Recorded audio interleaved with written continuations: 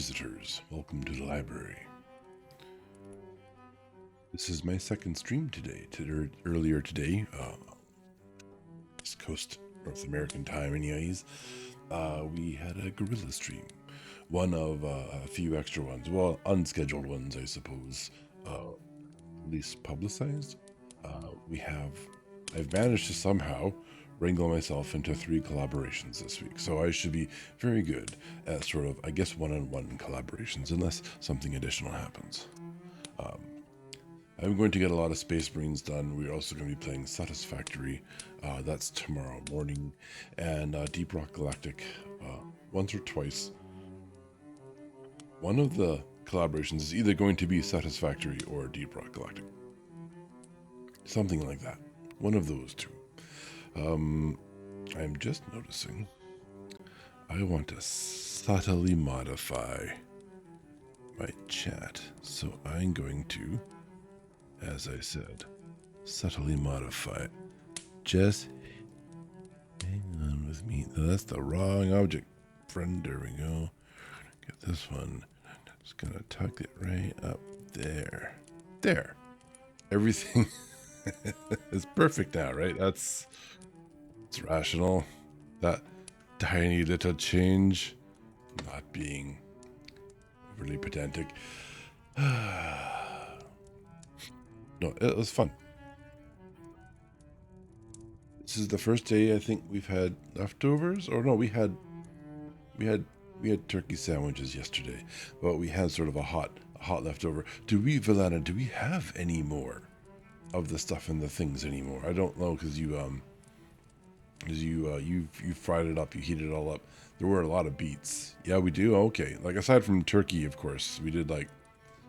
So we have more carbs, I suppose is what I'm saying. We had like potatoes, carrots, beets. Beets are great, by the way. I think I'm the only one who really likes it around here. But only half the stuffing and potatoes. Oh, that's good. That's good. Good to have more. Maybe we have like sandwiches. Stuffing sandwiches are great.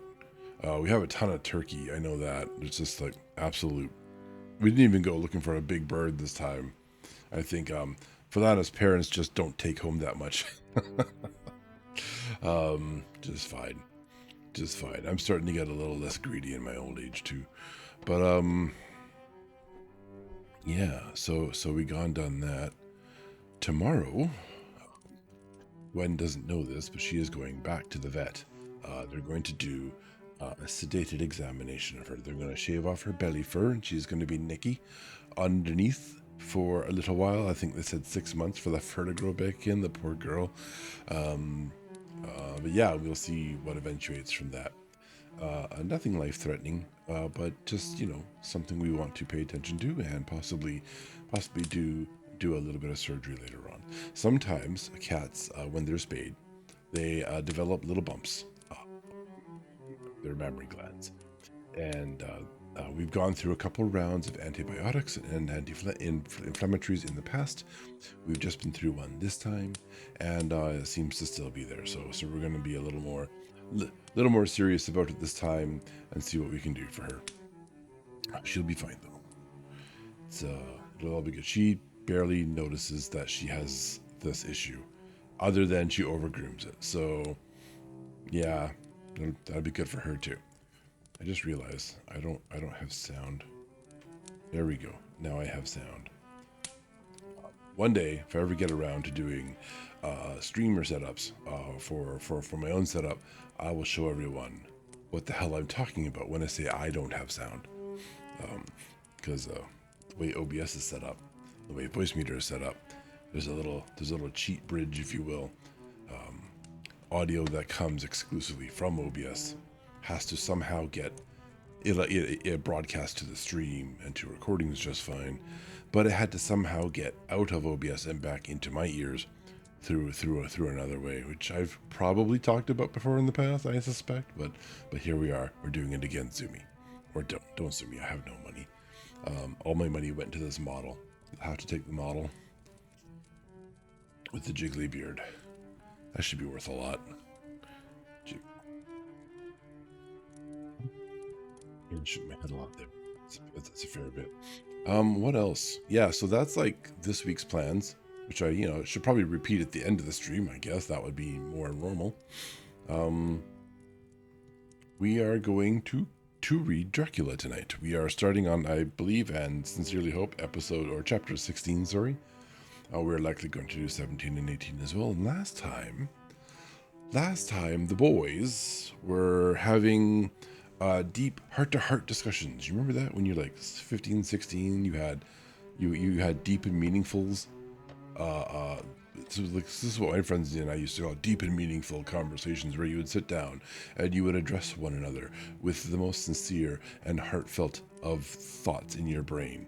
And we often thought we were onto things, and that's cool. That's we were being introspective and serious with one another. And it's really interesting how opinions you form or ideas you have from that point carry forward in life, and then how they change and mutate as you grow and learn and become an adult, and then mature, and then become older and find out that you're still immature, and so on and so forth. And that repeats endlessly until I expect I die. You die too, eventually. We all die. But I anticipate that the mature person I think I am today will seem immature and childish to the me of tomorrow from, let's say, 10 years. Every 10-ish years. You look back at yourself from 10 years ago, and I'm sure you'll be unimpressed with your moods, your attitudes, and your opinions. It seems to be the human condition, so don't worry about it too much. Where the hell was he? Yeah, Dracula. That's what we're talking about. The boys, the characters. Oh dear, the boys and the characters. The characters in the story. Are having conversations with one another. Things like they were never going to tell Arthur that they also drew blood to save Lucy in an attempt when Lucy was fighting for her life. My mouth is not moving nearly as much as it used to. I'm going to restart BTube Studio because that annoys me. Come on, Studio Tubes. Let's go. And I didn't have to restart it, did I? I could have just, what did I do last time? There was a setting I clicked on. Why isn't it going away? Okay, I may have caused scuff that's unintended even for a test stream. There we go, it's gone. That's okay, it's a test stream, that's fine. Yeah, so Van Helsing had a little laugh, and then his friend was like, hey, why are you laughing? And it's like, well, Arthur believes that giving his blood to his wife means they were certainly married, at least in the eyes of God. And, well, all three of you gone done that, didn't you? So I guess that means you're in what do you say? Polyistic. I think we just call it a polyamorous relationship ourselves. This day and age, we will see. My head did that because my hand was over my face. I have a new pair of glasses, and I think it's really helped. The rim is a lot thinner and lighter. It still kind of does that. When I can wiggle my eyebrows more freely, that's on purpose. Look at that. I am Mr. Eyebrows. Go me. So it's a thinner frame. It's a silver rather than a color more akin to my eyebrows in real life, and yeah, that seems to work pretty well. Can I do? Yeah, we have the lip sync thing going. Preview microphone? No, just use microphone. Okay, we're all good. I am overly critical, perhaps. So yeah, and they have discovered, at least in Van Helsing's analysis of the situation, that Lucy has been going about being a naughty girl, assaulting children, but has not killed anyone as yet. So I think what Van Helsing is implying is that her soul is still salvageable, even though she has fallen so far. Of course, he tells nobody any of this stuff. They all are just going on raw trust in this fellow that they have known for a few days, literal days. But because he has been earnest and talks sweetly, ever so sweetly, like every third thing he says, the book says he addresses them sweetly. He is the overly trustable one. And so they've all fallen in love with one another in a brotherly, fatherly, sonly fashion, of course. And yeah, but they have this conflict. They have these conflicts, these different opinions. Van Helsing wants to desecrate Lucy's body, and Arthur came as close as I've ever seen any fellow person in this book come to commit violence upon one another. In fact, we haven't even really seen. Well, Dracula has thrown one of the other vampires against the wall. That's probably the most violent this book has actually depicted any of the scenes. But yeah, Arthur is just angry. He's just outraged that his beloved's body will be desecrated. What a like back in the day. I guess that was more serious. You think about it today, and the university I work at, we have an anatomy lab, and there are cadavers in there, and we treat that with the greatest of respect. But I don't think, in large part, and Van Helsing threw the husband when Lucy was dying. What? Oh, that's right. That's right. He yanked him back from Lucy when Lucy was doing weird and was being weird and strange, and suddenly, what is seductive, alluring, and voluptuously speaking. I don't know how words become voluptuous. They get deep and husky, perhaps, and suggestive. But yeah, even in that moment, Arthur's like, okay, cool, he did that to me, but I trust him, so it's all good. Guy knew him for like, seen him a handful of times, known him for a couple of hours, but he's totally trustworthy. But whatever, cool. As part of, call that just like the plot, shorthanding trusting relationships. I'm fine with that. We don't want to spend even more time reading even more letters about how much they know each other and how well they are familiar with the souls of one another, only to then get immediately angry with each other over I don't know. Is it? Maybe it's not trivial. It's certainly not trivial to a lot of people, I guess, how you treat the dead. Perhaps I am less respectful than perhaps I should be. Well, that's a learning moment for me. Many cultures have many different beliefs, and my beliefs are very different from most of those cultures. And those cultures, yeah, sorry, my bad. Actually, I am less concerned with the body that I will leave behind than other people are about the bodies their loved ones leave behind. Fair. I won't judge Arthur for that. But Van Helsing is then in a very challenging spot where he must do gruesome things to the body in order to save her soul and, of course, the people in the world around about her. So this is high conflict, I suppose. There we go. Gosh, wouldn't it be nice if everyone's opinion and ideas and beliefs in the world just matched your own? I guess we can't do that. We should go reading, though. How many chapters? I believe it was 16. We are on 16. I know that. How many chapters were there? We're only like, if I look at the scroll bar, 60-ish%, a little past 50, somewhere around 60% of the way through the book. There's a lot to go.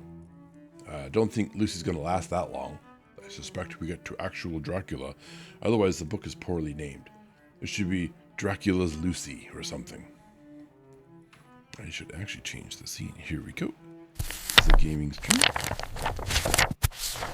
And what I meant was to do the reading stream. Maybe I should cut that out. Don't mark that. And don't clip it. Exactly. Vlano was being naughty today, marking parts of the stream that were inappropriate for marking. And inadvertently clipping it too. I had a command in StreamerBot. I was like, you know what? I don't have clips on this channel. I really seem to hyper focus on shorts. Valana? What? Yeah, no. Yeah, you are the culprit. But I want, clips are useful. So a little bit. I don't want to go crazy on them. They're not that useful. But I know people that you read into, they kind of pull them up. And it's good to have a few in there, right? It's good to have a few kind of highlights. Literally, there are things called highlights. and clips can be highlights, and it's good to have some of those. I want to have some of those from some streams now and then, just building up a library. There is a limited number that you can have, but yeah, that's good. I am rambling, and we should read. I want animated icons. Okay, here we go. Chapter 16. Dr. Seward's Diary. We will continue this immediately after I spray my voice.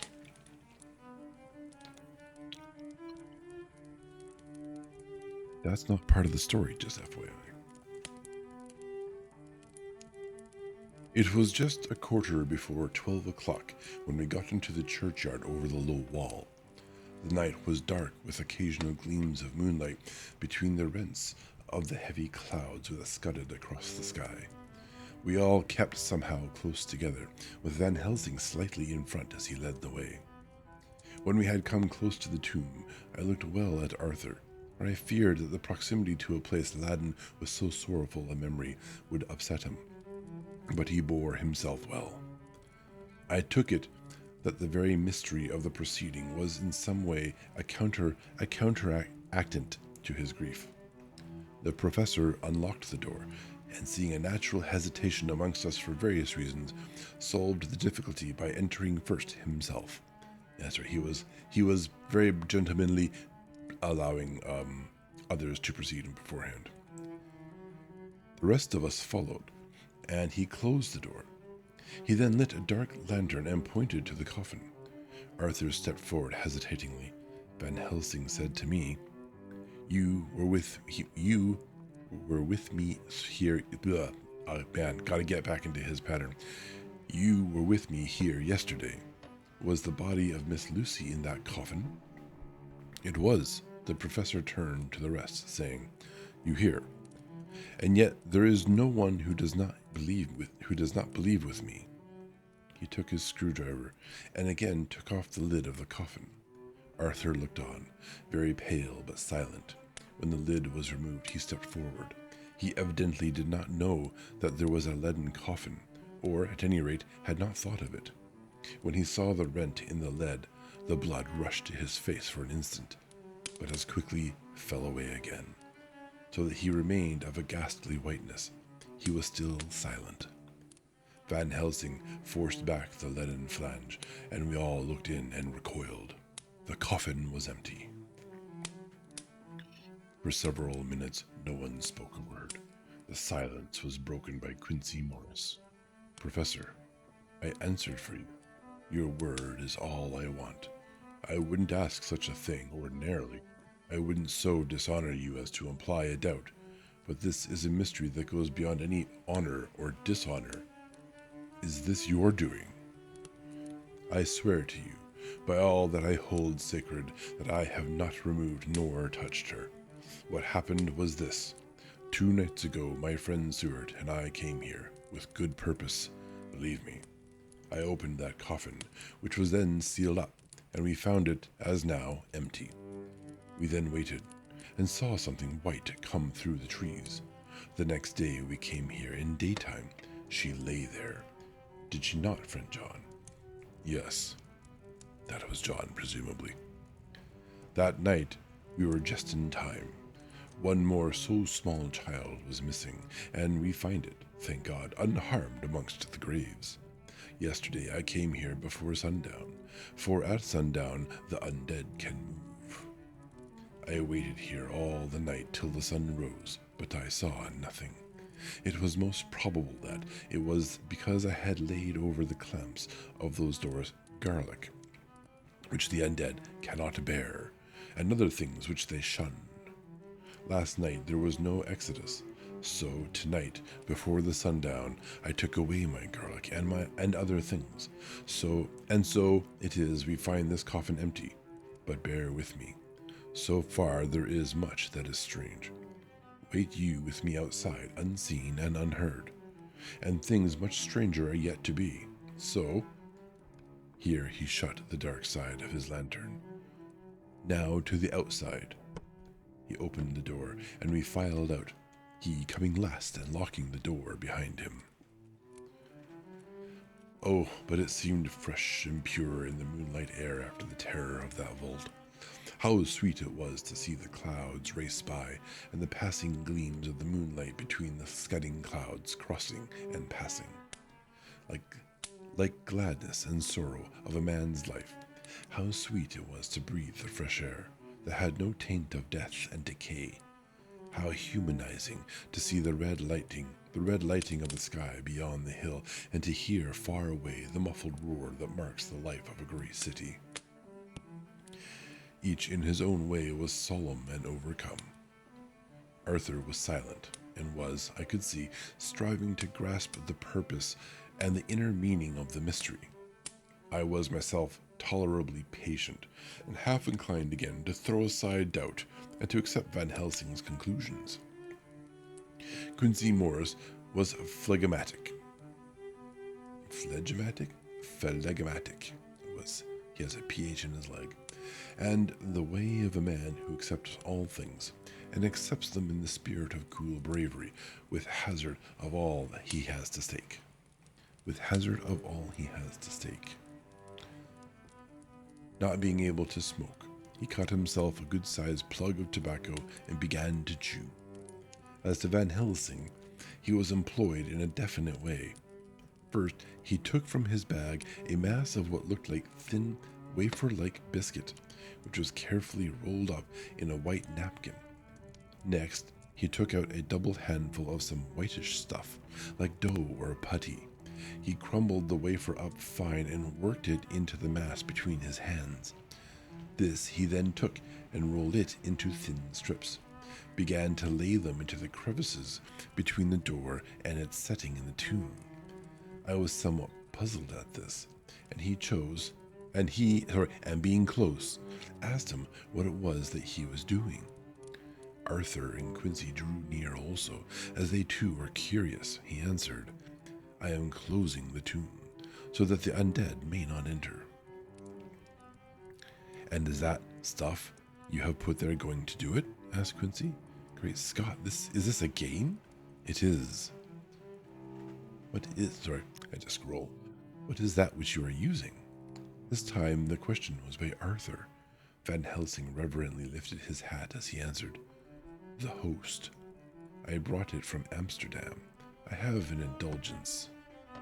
It was an answer that appalled the most skeptical of us, and we felt individually that in the presence of such earnest purpose as the professor's, a purpose which could thus... Sorry, I need to change the font size of this. I keep losing my place. Give me one moment. I do radical things. Yeah, okay, I lost Eric. Now, where the hell is my highlight?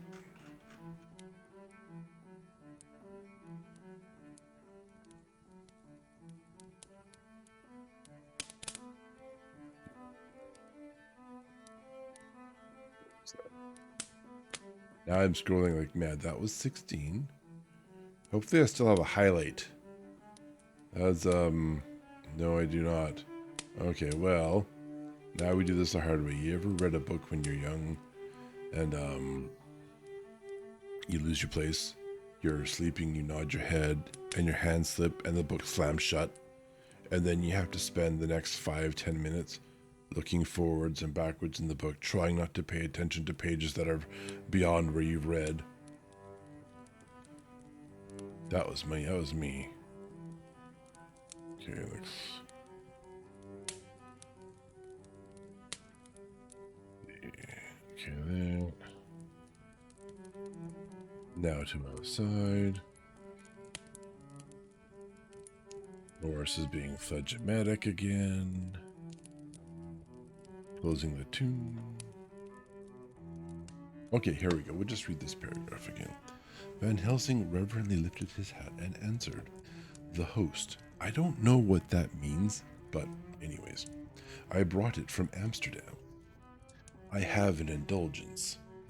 What these mean either. It was an answer that appalled the most skeptical of us, and we felt individually that in the presence of such earnest purpose as the professor's, a purpose which could thus use the to him most sacred, a purpose which could thus use the to him Most sacred of things, there's a missing comma there, it was impossible to distrust. In respectful silence, we took the places assigned to us around the tomb. He got it from a priest. Yeah, that makes sense. And then the rest of the sentences confuse me. They are hiding around the tomb, but hidden from the sight of anyone approaching. I pitied the others, especially Arthur. I had myself been apprenticed to my former visits to this watching horror, and yet I, who had up to an hour ago repudiated the proofs, felt my heart sink within me. Never did tombs look so ghastly white. Never did cypress or yew or juniper so seem the embodiment of funeral gloom. Never did tree or grass wave or rustle so ominously. Never did bough creak so mysteriously. And never did the faraway howling of dogs send such a woeful presage through the night. It's scary. There was a long spell of silence, a big aching void, and then from the professor a keen shh, or it's only SSS. He pointed, and far down the avenue of yews we saw a white figure advance, a dim white figure, which held something dark at its breast. The figure stopped, and at the moment a ray of moonlight fell upon the masses of driving clouds and showed in startling prominence a dark hair, dressed in the cerements of the grave. We could not see the face, for it was bent down over what we saw to be a fair-haired child. There was a pause and a sharp little cry, such as a child gives in sleep, or a dog as it lies before the fire and dreams. We were starting for it, but the professor's warning hand, seen by us as he stood behind a yew tree, kept us back. And then, as we looked, the white figure moved forwards again. It was now near enough for us to see clearly, and the moonlight still held. My own heart grew cold as ice, and I could hear the gasp of Arthur as we recognized the features of Lucy Westenra. Lucy Westenra, but yet how changed. The sweetness was turned to adamantine, heartless cruelty, and the purity to voluptuous wantonness. Van Helsing stepped out, and, obedient to his gesture, we all advanced too. The four of us ranged in a line before the door of the tomb. Van Helsing raised his lantern and drew the slide. By the concentrated light that fell on Lucy's face, we could see that the lips were crimson with fresh blood, and that the stream had trickled over her chin and stained the purity of her lawn death robes. We shuddered with horror. I could see by the tremulous light that even Van Helsing's iron nerve had failed. Arthur was next to me, and if I had not seized his arm and held him up, he would have fallen. When Lucy, I call the thing that was before us Lucy because it bore her shape, saw us, she drew back with an angry snarl, such as a cat gives when taken unawares. Then her eyes ranged over us. Lucy's eyes in form and color, but Lucy's eyes unclean and full of hellfire, instead of the pure, gentle orbs we knew. At the moment, the remnant of my love passed into hate and loathing. And she then, to be killed, I could have done it with savage delight. As she looked, her eyes blazed with unholy light, and the face became wreathed in a voluptuous smile. Oh God, how it made me shudder to see it. With a careless motion, she flung to the ground, callous as a devil, the child that up to now she had clutched strenuously to her breast, growling over it as a dog growls over a bone. The child gave a sharp cry and lay there moaning. There was a cold-bloodedness in the act which wrung a groan from Arthur. When she advanced to him with outstretched arms and a wanton smile, he fell back and hid his face in his hands. Fellow.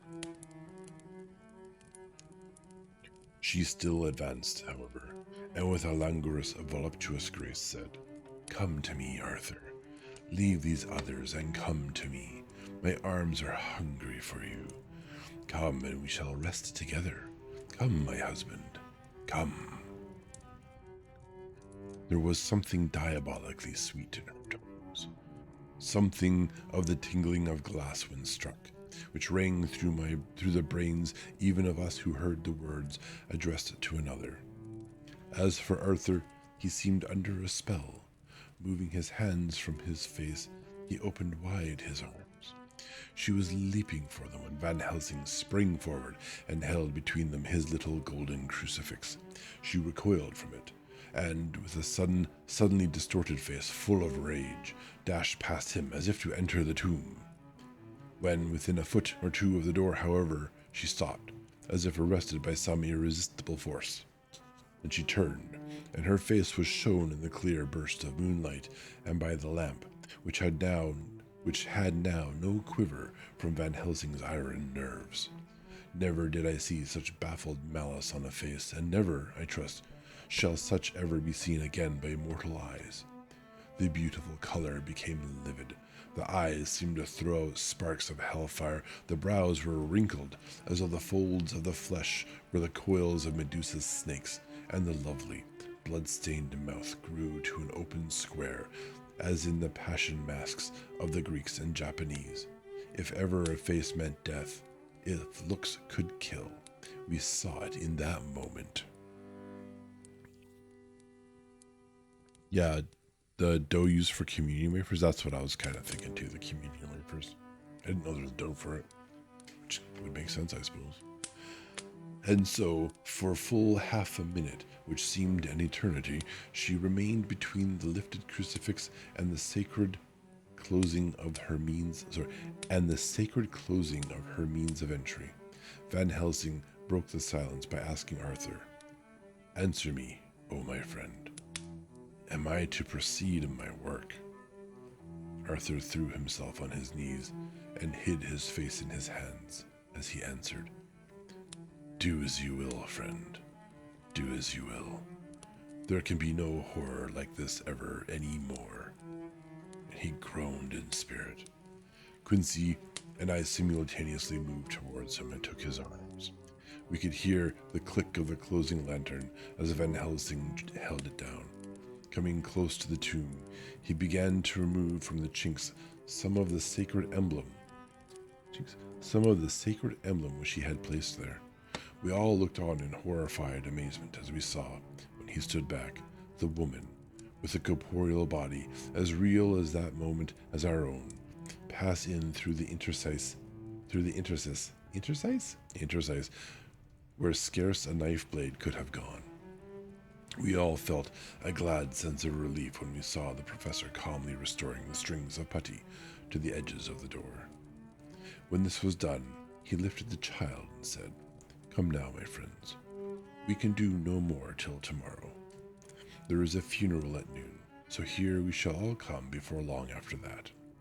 The friends of the dead will all be gone by 2, and when the sexton lock the gate, we shall remain. Then there is more to do, but not like this of tonight. As for this little one, he is not much harm, and by tomorrow night he shall be well. We shall leave him where the police will find him, as on the other night, and then to home."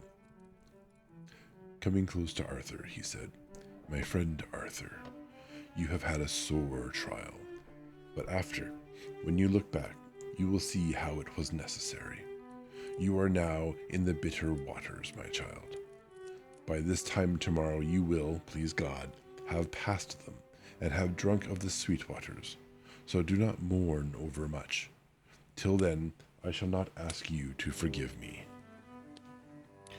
Arthur and Quincy came home with me, and we tried to cheer each other on the way. We had left the child in safety, and were tired, so we all slept with more or less reality of sleep.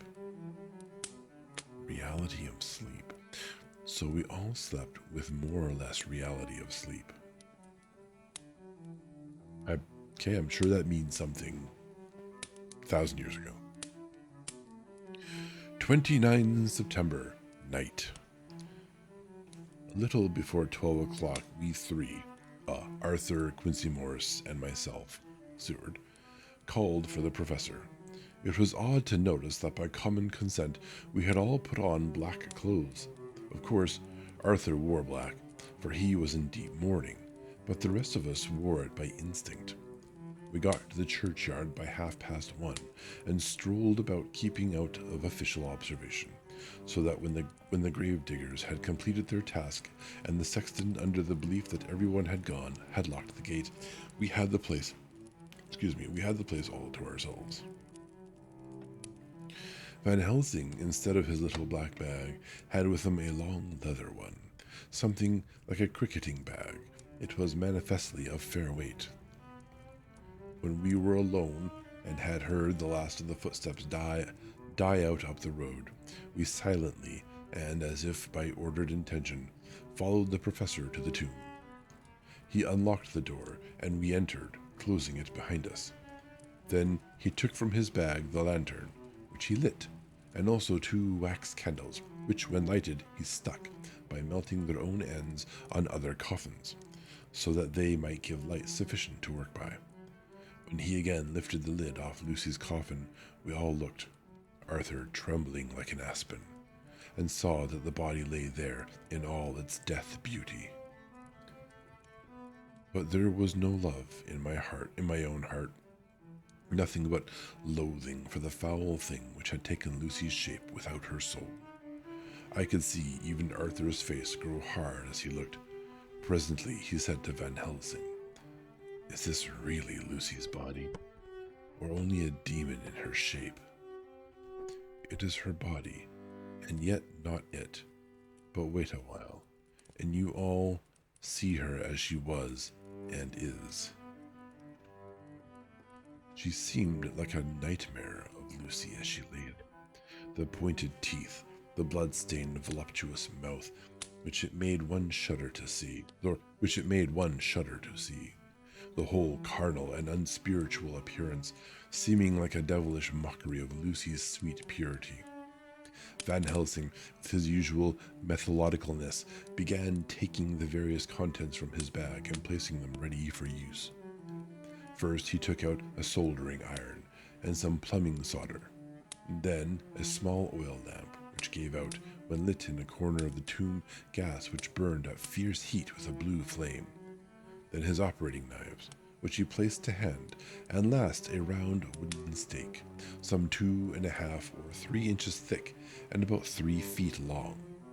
One end of it was hardened by charring in the fire, and was sharpened to a fine point. Valana, if we ever do D&D again, or TTRPGs, perhaps Pathfinder, it's worth perhaps knowing now the official size of a wooden stake necessary to defeat a vampire with. It's quite the size.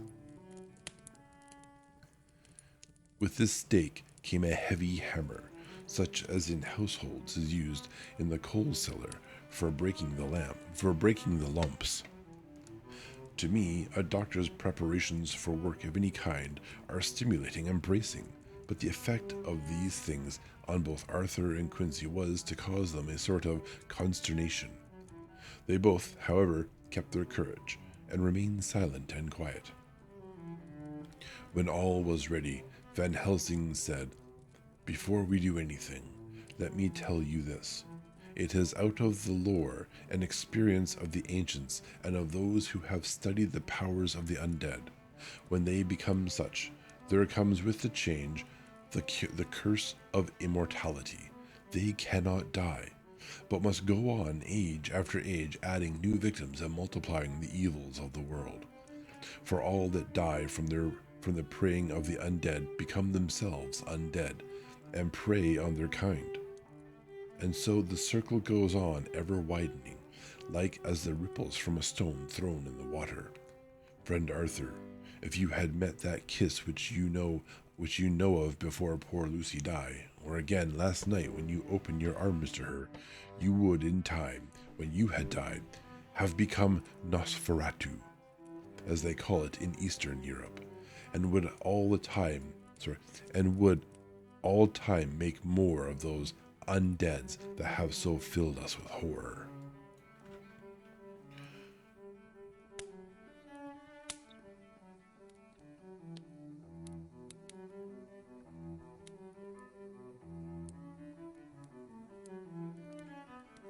The career of this unhappy dear lady is but just begun.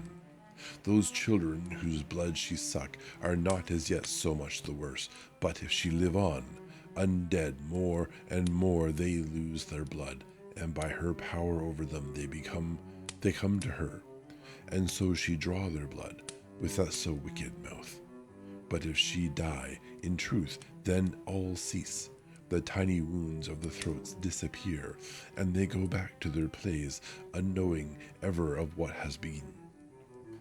But of the most blessed of all, when this now undead be made to rest as true dead, then the soul of the poor lady whom we love shall again be free, instead of working wickedness by night, and growing more debased in the assimilating of it by day. She shall take her place with the other angels. So that, my friend, it will be a blessed hand for her that shall strike the blow that sets her free. To this I am willing, but is there none amongst us who has a better right? Will it be no joy to think of hereafter in the silence of the night when sleep is not? It was my hand that sent her to the stars.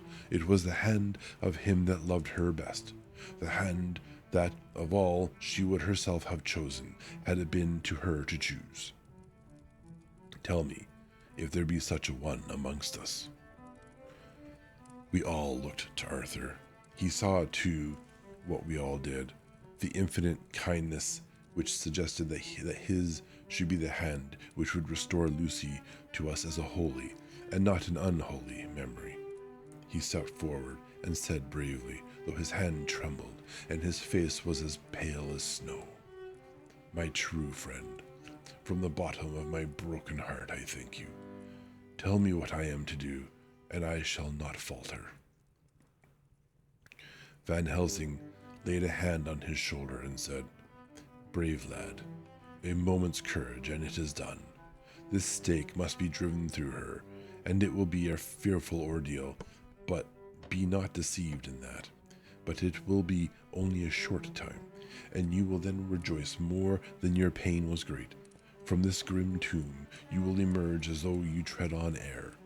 But you must not falter when once you have begun. Only think that we, your true friends, are round you, and that we pray for you all the time."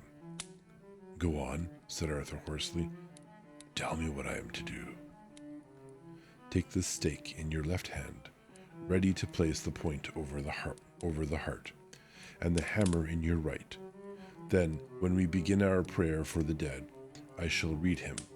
I have here the book, and the others shall follow. Strike in God's name, that so all may be well with the dead that we love, and that the undead pass away." Arthur took the stake and the hammer, and when once his mind was set on action, his hands never trembled nor even quivered. Van Helsing opened his missal and began to read, and Quincy and I followed as well as we could. Arthur placed the point over the heart, and as I looked, I could see its dint in the white flesh. Its dint, like a dimple, I guess. Then he struck with all his might. The thing in the coffin writhed, and a hideous blood-curdling screech came from the open red lips. The body shook and quivered and twisted in wild contortions. The sharp white teeth champed together till the lips were cut, and the mouth was smeared with a crimson foam. But Arthur never faltered. He looked like a figure of Thor as his untrembling arm rose and fell, driving deeper and deeper the mercy-bearing stake, whilst the blood from the pierced heart welled and spurted up around it. His face was set, and high duty seemed to shine through it. The sight of it gave us courage, so that our voices seemed to ring through the little vault.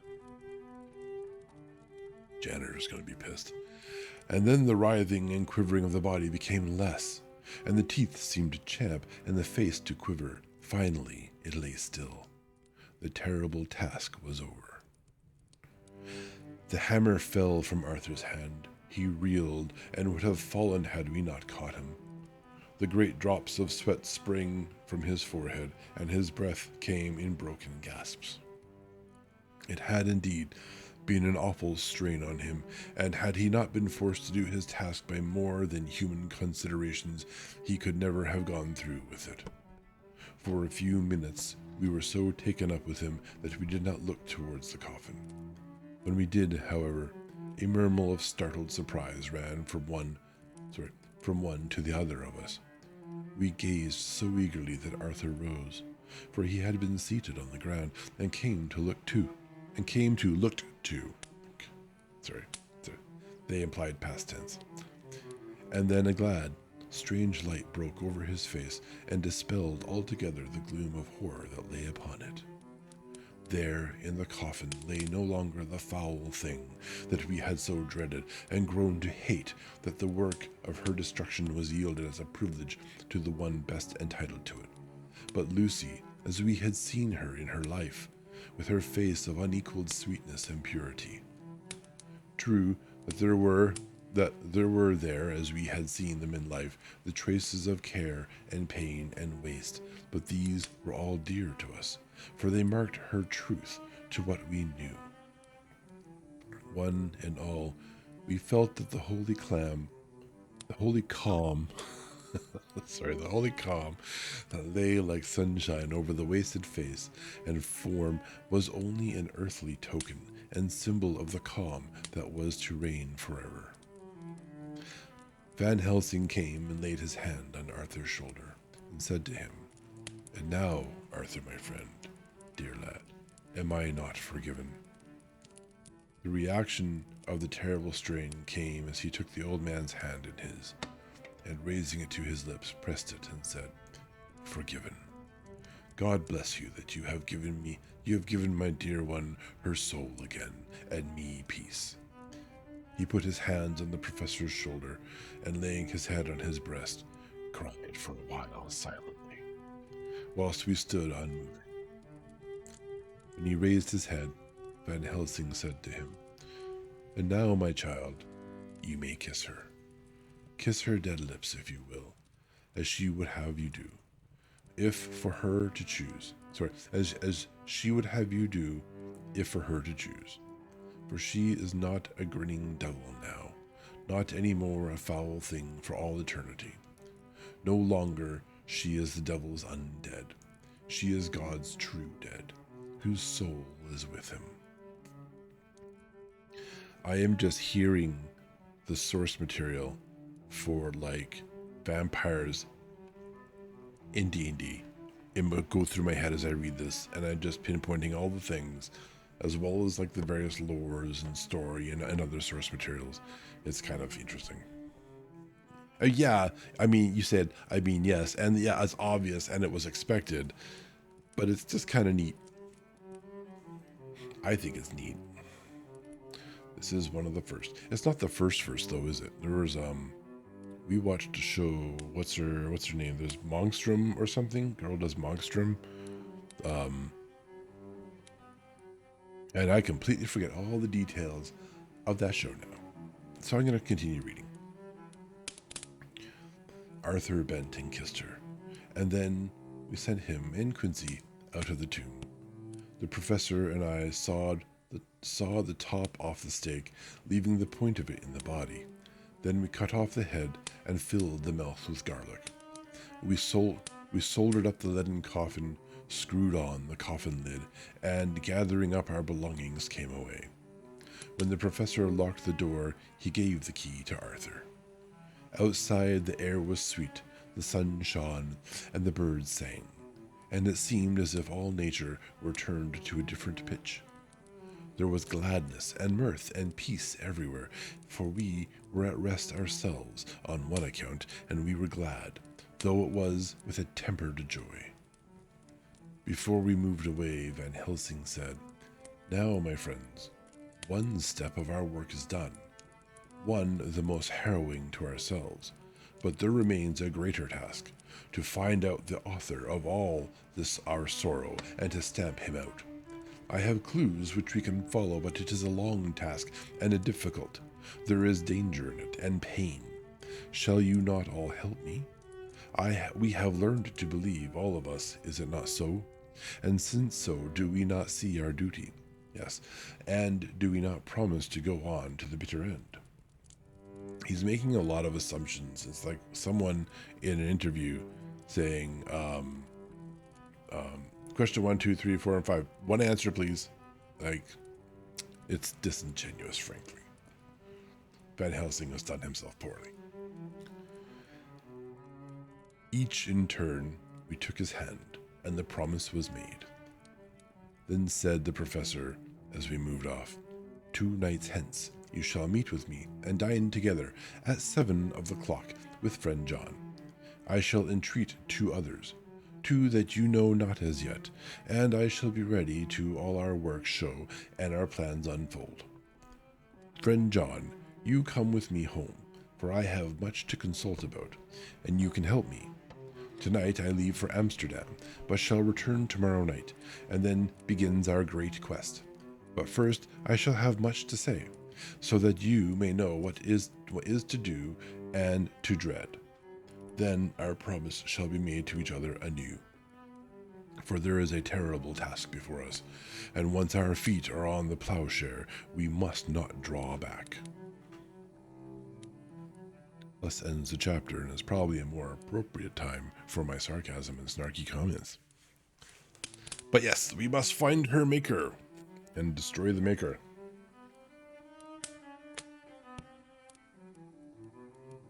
I find it interesting this story started in Transylvania, but like the bulk of the plot, right, is here in London. It's London, right? It's pretty sure it's London, yeah. The big city. It's like, it reminds me of, you know how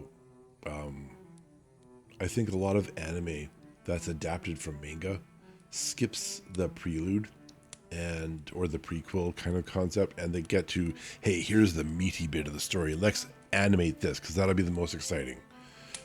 It's reasonable, right? But then later on, if it's super popular, they'll go back and say, hey, here's the prequel to it, and they'll see how that goes.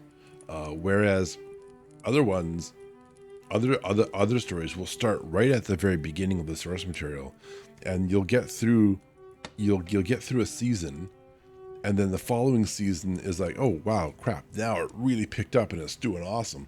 And that was a risk, because that first season was kind of, it wasn't the hottest material that you could have started with. At the same time, if it survives, the payoff is huge, right? You still get a good show in that first season, and then the second season is fire right after it. What a ramble. And that's kind of what this is like, I think. And I think it's given a lot of people who pull on this source material lots of different stories to say and make and mix up. There's like the Van Helsing movies, right? There were movies for that, right? Dracula. And I'm thinking of one in particular in my brain, and I don't know, it's called Dracula, probably. And is Van Helsing going back to Transylvania, but I think Dracula's still there? So it's kind of smishing all the story back out into Transylvania at the old castle.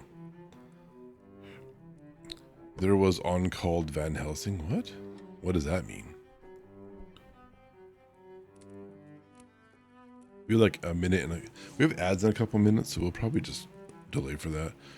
You mean I haven't finished? What do you mean I haven't finished? I haven't finished one? There was one called Van Helsing? Oh. I don't know what, I mean, I haven't finished. We have many more chapters to go. Okay, so the movie was probably called Van Helsing then. Sure. But Van Helsing was never at Transylvania, right? Or like, did he go back to Transylvania hunting, following the diary? Maybe Dracula was dead in that movie. I don't know. Like, if anyone thinks I'm giving spoilers, you have more faith in what I'm talking about than I do. But, Yeah, we have ads in 1 minute too. So we're going to break for that, as I mentioned. Don't, why are you dotting me? I'm just talking. It's my job. It's my job. Don't you want me to do my job? Talk, ramble, yap, yitter yatter, as no one has ever said literally in life, because I just thought of that now. Anyone who hears this, you can use that for free. Just, well, not free, give me credit. You have to cite me. Yitter yatter, as spoken by Sidoen, means chitter chatter. Literally, it's like uselessly extra. It's extra useless words. The party in 1842 would absolutely hate it because it goes directly in contravention of what they're doing with their speech. Are you okay, Valena? You seem very glancy. Super glancy. We still have a whole week to enjoy of no work. Isn't that fantastic? I'm looking down here because that's where chat is on my screen, and I think it's actually like really appropriately, I'm staring in that direction in chat too. And now I'm looking at the center of my screen. My eyes are way over there. Now I'm looking at the chat. But the ads are going to be here in mere moments. They are here now. We'll break for that. We'll see you soon. Short extra delay. It's Valana's fault. Okay. Chapter 17. Dr. Seward's diary continued. It's all been Seward's diary so far. I think most of the rest of it is. I shouldn't say that. I don't know. I've seen a lot of Dr. Seward's diary as the description for most of the chapters. When we arrived at the Berkeley Hotel, Van Helsing found a telegram waiting for him. Am coming up by train. Jonathan at Whitby. Important news. Mina Harker. The professor was delighted. Ah, that wonderful Madame Mina, he said. Pearl among women, she arrived, but I cannot stay. She must go to your house, friend John. You must meet her at the station. Telegraph her en route so that she may be prepared. Imagine friends telling you that other friends you don't know will be staying at your place. Wouldn't fly in my house, damn it. When the wire was dispatched, he had a cup of tea. Over it, he told me of a diary kept by Jonathan Harker when abroad. Gave me a typewritten copy of it, as also of Mrs. Harker's diary at Whitby. Take these, he said, and study them well. When I have returned, you will be master of all the facts, and we can then better enter on our inquisition. Keep them safe, for there is in them much of treasure. You will need all your faith, even you who have had such an experience as of that today, what is here told. He laid his hand heavily and gravely on the packet of papers as he spoke. May be the beginning of the end to you and me and many another, or it may be the canal of the undead who walk the earth. Read all, I pray you, with the open mind, and if you can add in any way to the story here told, do so, for it is all important. You have kept diary of all these so strange things, is it not so? Yes, then we shall go through all these together when we meet. He then made ready for his departure, and shortly after drove off to Liverpool Street. I took my way to Paddington, where I arrived about 15 minutes before the train came in. So it's Seward's fault that we have all these damn letters to read. Noted. The crowd melted away, after the bustling fashion common to arrival platforms, and I was beginning to feel uneasy, lest I might miss my guest, when a sweet-faced, dainty-looking girl stepped up to me, and, after a quick glance, said, Dr. Seward, is it not? And you are Mrs. Harker, I answered at once, whereupon she held out her hand. I knew you from the description of poor dear Lucy, but... She stopped suddenly, and a quick blush overspread her face. The blush that rose to my own cheeks somehow set us both at ease, for it was a tacit answer to her own. I got her luggage, which included a typewriter, and we took the underground to Fenchurch Street, after I had sent a wire to my housekeeper to have a sitting room and bedroom prepared at once for Mrs. Harker. I think most of us call that a phone call. Only this is rich times. Rich people calls. In due time we arrived. She knew, of course, that the place was a lunatic asylum, but I could see that she was unable to repress a shudder when we entered. She told me that, if she might, she would come presently to my study, as she had much to say. So here I am finishing my entry in my phonograph diary whilst I await her. As yet I have not had the chance of looking at the papers which Van Helsing left with me, though they lie open before me. I must get her interested in something, so that I may have an opportunity of reading them. She does not know how precious time is, or what a task we have in hand. I must be careful not to frighten her. Here she is. She must have just shown up. Mina Harker's Journal, 29 September. After I tidied myself, I went down to Dr. Seward's study. At the door, I paused a moment, for I thought I heard him talking with someone, as, however, he had pressed me to be quick. I knocked at the door, and on his call out, "Come in," I entered. To my intense surprise, there was no one with him. He was quite alone, and on the table opposite him was what I knew at once from the description to be a phonograph. I had never seen one, and was much interested. "Hope I did not keep you waiting," I said. "But I stayed at the door as I heard you talking, and thought there was someone with you." "Oh," he replied with a smile, "I was only entering my diary." "Your diary?" I asked him in surprise. "Yes," he said. "I keep it in this." As he spoke, he laid his hand on the phonograph. I felt quite excited and blurted out, "Why, this beats even shorthand. May I hear it say something?" "Certainly," he replied with alacrity, and stood up to put it in train for speaking. Then he paused, and a troubled look overspread his face. "The fact is," he began awkwardly, "I only keep my diary in it, as it is almost entirely, about my cases. It may be awkward, that is, I mean." He stopped, and I tried to help him out of his embarrassment. "You helped to attend dear Lucy at the end. Let me hear how she died. For all that I know of her, I shall be very grateful. She was very, very dear to me."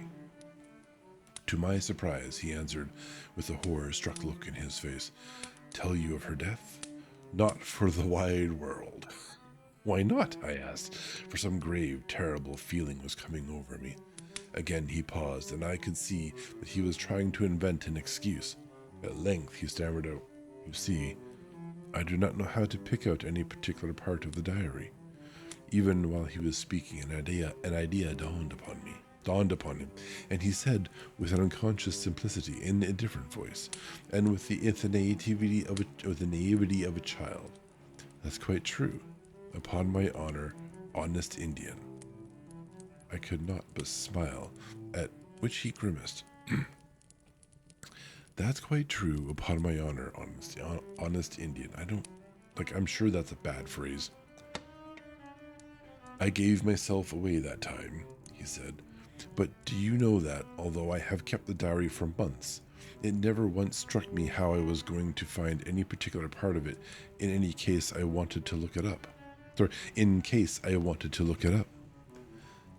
By this time my mind was made up that the diary of a doctor who attended Lucy might have something to add to the sum of our knowledge of that terrible being, and I said boldly, 'Then, Dr. Seward, you had better let me copy it out for you on my typewriter.' He grew to a positively deathly pallor as he said, 'No, no, no. For all the world, I wouldn't let you know that terrible story.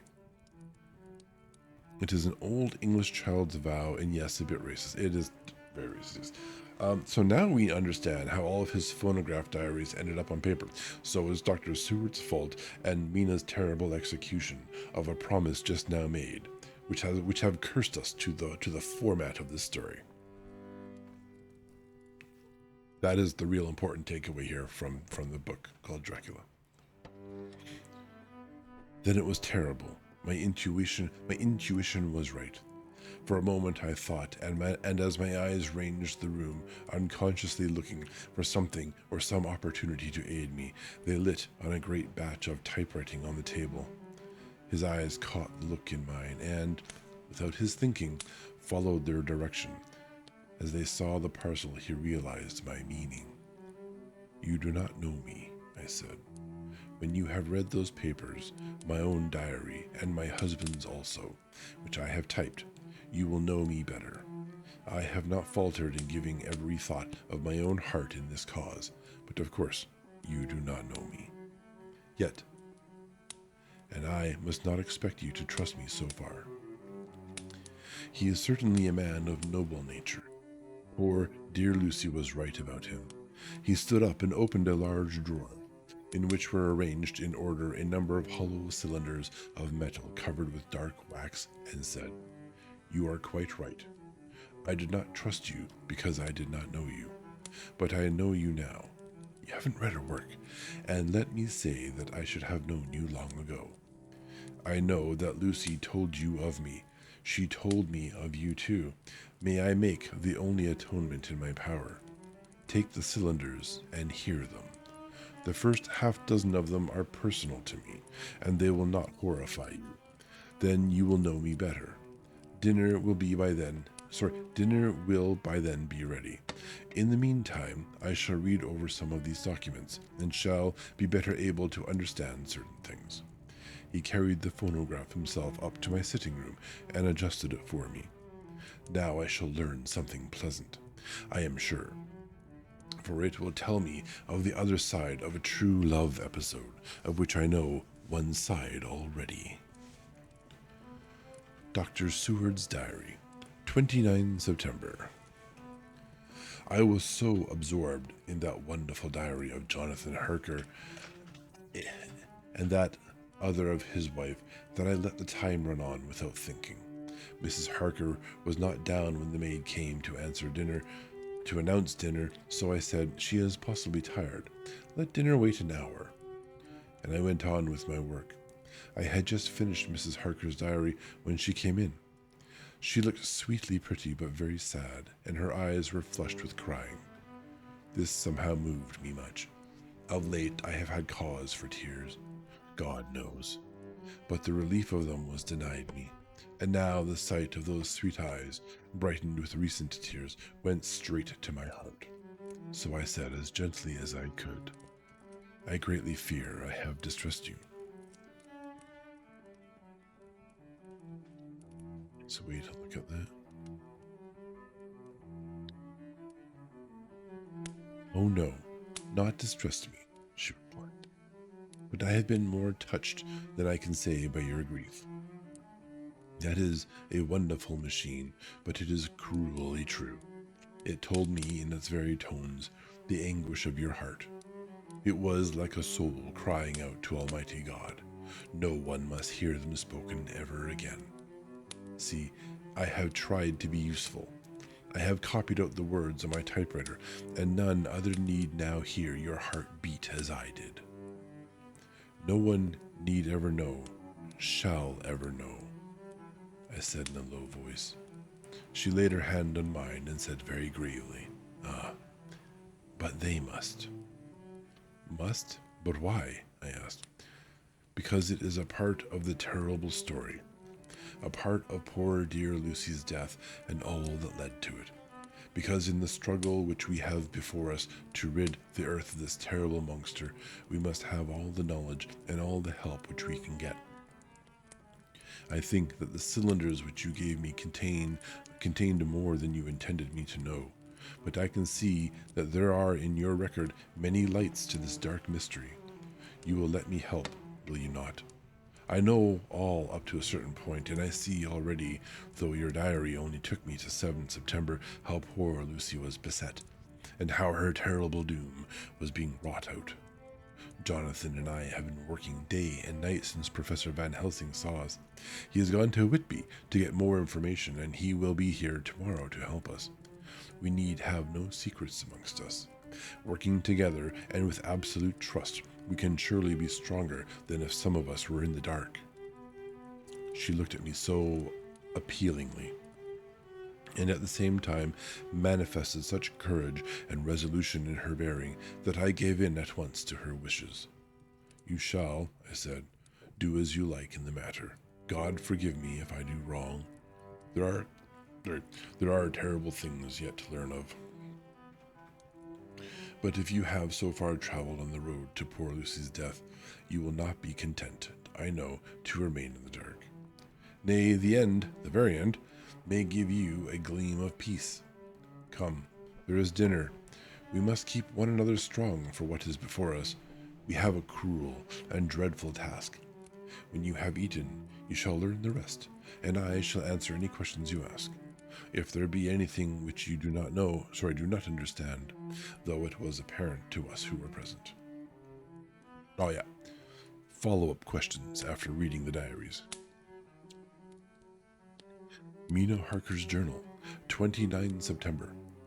After dinner, I came with Dr. Seward to his study. He brought back the phonograph from my room, and I took my typewriter. He placed me in a comfortable chair and arranged the phonograph so that I could touch it without getting up, and showed me how to stop it in case I should want to pause. Then he very thoughtfully took a chair with his back to me, so that I might be as free as possible, and began to read. I put the forked metal to my ears and listened. When the terrible story of Lucy's death and all that followed was done, I lay back in my chair powerless. Fortunately, I am not of a fainting disposition. When Dr. Seward saw me, he jumped up with a horrified exclamation and hurriedly, taking a case bottle from a cupboard, gave me some brandy, which in a few minutes somewhat restored me. It's amazing how alcohol solves almost all the problems. My brain was all in a whirl, and only that there came through all the multitude. My brain was all in a whirl, and only that there came through all the multitude of horrors, the holy ray of light that my dear, dear Lucy was at last at peace. I do not think I could have borne it without making a scene. It is all so wild and mysterious and strange that if I had not known Jonathan's experience in Transylvania, I could not have believed. As it was, I didn't know what to believe, and so got out of my difficulty by attending to something else. I took off the cover of my typewriter and said to Dr. Seward, "More brandy, please." No, I'm kidding.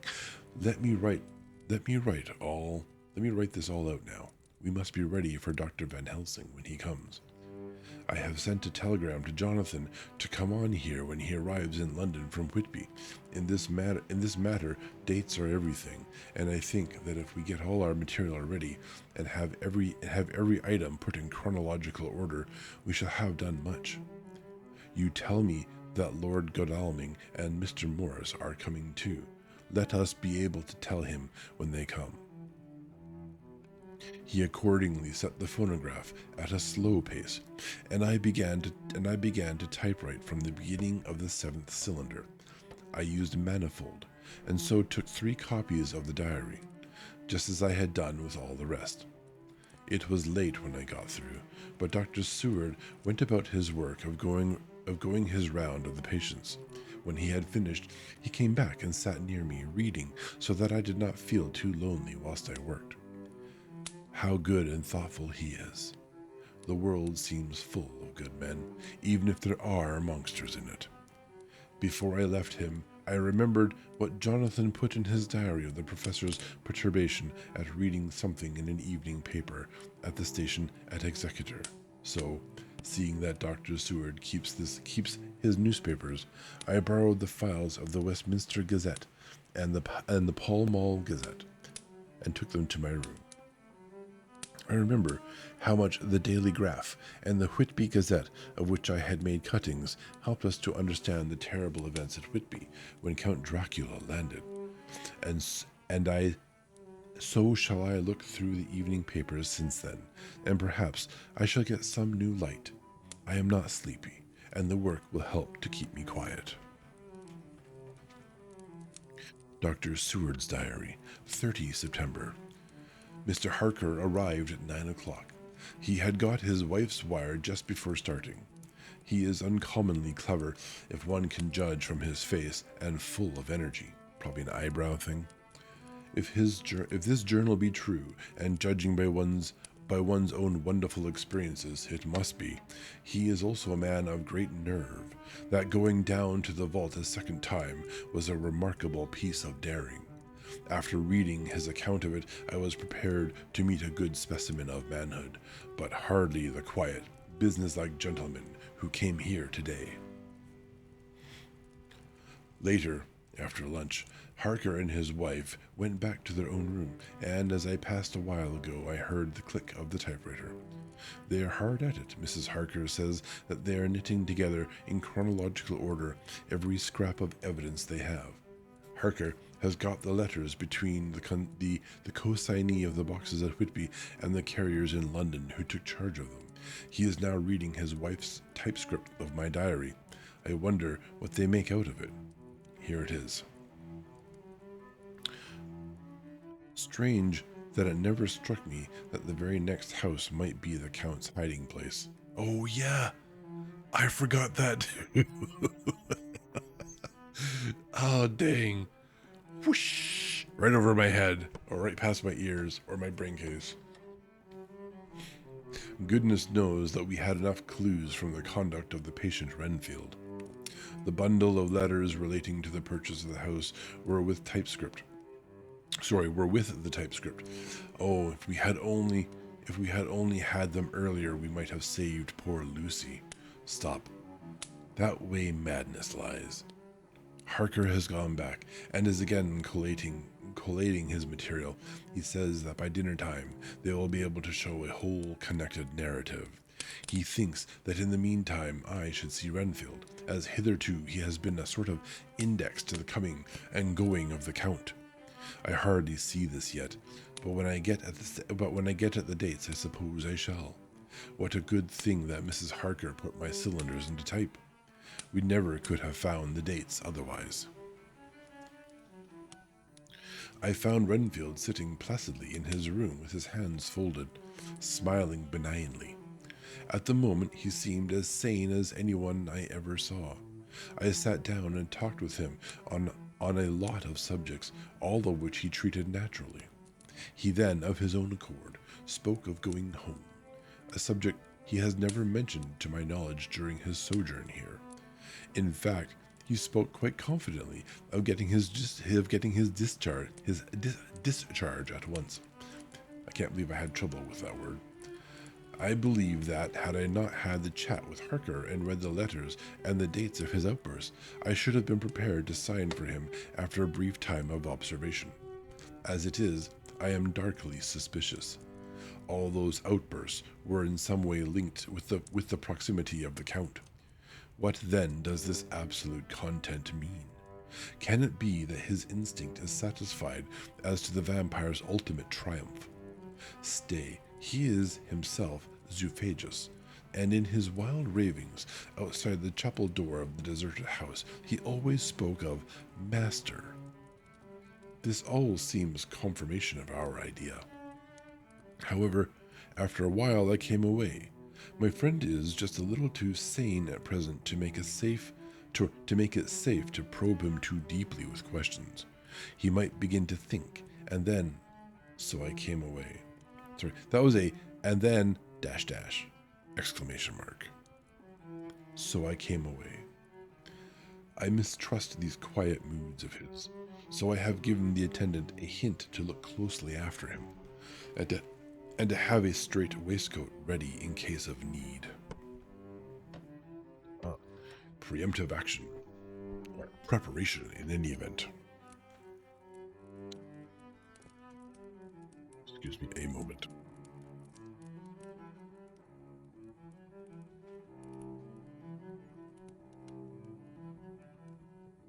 Jonathan Harker's Journal, 29 September. In train to London. When I received Mr. Billington's courteous message that he would give me any information in his power, I thought it best to go down to Whitby and make, on the spot, such inquiries as I wanted. It was now my object to trace that horrid cargo of the Count to its place in London. Later we may be able to deal with it. Billington Jr. is a nice lad, met me at the station, and brought me to his father's house, where they had decided that I must stay the night. They are hospitable, with true Yorkshire hospitality. Give a guest everything, and leave him free to do as he likes. They all knew that I was busy, and that my stay was short, and Mr. Billington had ready in his office all the papers concerning the consignment of boxes. It gave me almost a turn to see again one of the letters which I had seen on the Count's table before I knew of his diabolical plans. Everything had been carefully thought out and done systematically and with precision. He seemed to have been prepared for every obstacle which might be placed by accident in the way of his intentions being carried out. To use an Americanism, he had taken no chances, and the absolute accuracy with which his instructions were fulfilled was simply the logical result of his care. I saw the invoice and took note of it. 50 cases of common earth to be used for experimental purposes. Also, the copy of letter to Carter Patterson and their reply. Of both of these I got copies. This was all the information Mr. Billington could give me, so I went down to the port and saw the coast guards, the customs officers, and the harbor master. They all had something to say of the strange entry of the ship, which is already taking its place in local tradition, but no one could add to the simple description. 50 cases of common earth. I then saw the station master, who kindly put me in communication with the men who had actually received the boxes. Their tally was exact with the list, and they had nothing to add except that the boxes were main and mortal heavy, and that shifting them was dry work. One of them added that it was hard lines, that there wasn't any gentleman such as yourself, Squire, to show some sort of appreciation of their efforts in a liquid form. Another put in a rider that the thirst then generated was such that even the time which had elapsed had not completely allayed it. He's still thirsty for the liquid assistance. Needless to add, I took care before leaving to lift, for forever and adequately, this sort of reproach. I took care before leaving to lift, forever and adequately, this sort of reproach. Did he give him a drink? Is that what he's saying? Did he say is that what that means? Maybe they'll, a little bit of moisturizer down the throat. Get them talking a little more. 30 September. The station master was good enough to give me a line to his old companion, the station master at King's Cross, so that when I arrived there in the morning, I was able to ask him about the arrival of the boxes. He, too, put me at once in communication with the proper officials, and I saw that their tally was correct with the original invoice. The opportunities of acquiring an abnormal thirst had been here limited. A noble use of them had, however, been made, and again I was compelled to deal with the result in an ex post facto manner. From thence I went on to Carter Patterson's central office, where I met with the utmost courtesy. They looked up the transaction in their day book and letter book, and at once telephoned to their King's Cross office for more details. By good fortune, the men who did the teaming were waiting for work, and the official at once sent them over, sending also by one of them the waybill, and all the papers connected with the delivery of the boxes at Carfax. Here again I found the tally agreeingly exactly. The carrier's men were able to supplement the paucity of the written words with a few details. These were, I shortly found, connected almost solely with the dusty nature of the job, and of the consequent thirst engendered in the operators. On my affording an opportunity through the medium of the currency of the realm of the allaying at a later period, this beneficial evil, one of the men remarked, "That 'ere 'ouse governor is the roomiest I ever was in. Blimey, but it ain't been touched since 100 years.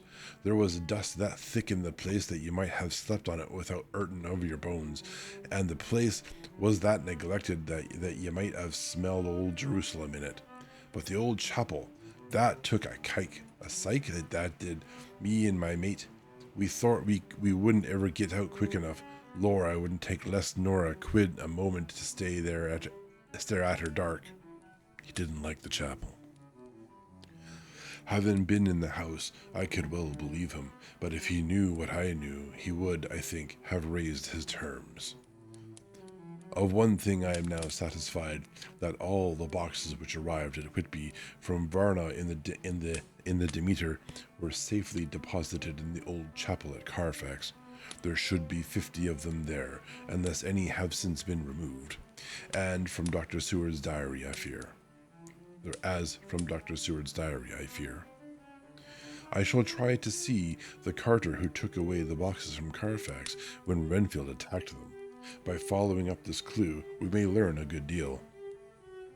Later, Mina and I have worked all day, and we have put all the papers into order. Mina Harker's journal, 30 September. I am so glad that I hardly know how to contain myself. It is, I suppose, the reaction from the haunting fear which I have had, that this terrible affair and the reopening of his old wound might act detrimentally on Jonathan. I saw him leave for Whitby with as brave a face as I could, but I was sick with apprehension. The effort has, however, done him good. He was never so resolute, never so strong, never so full of volcanic energy as at present.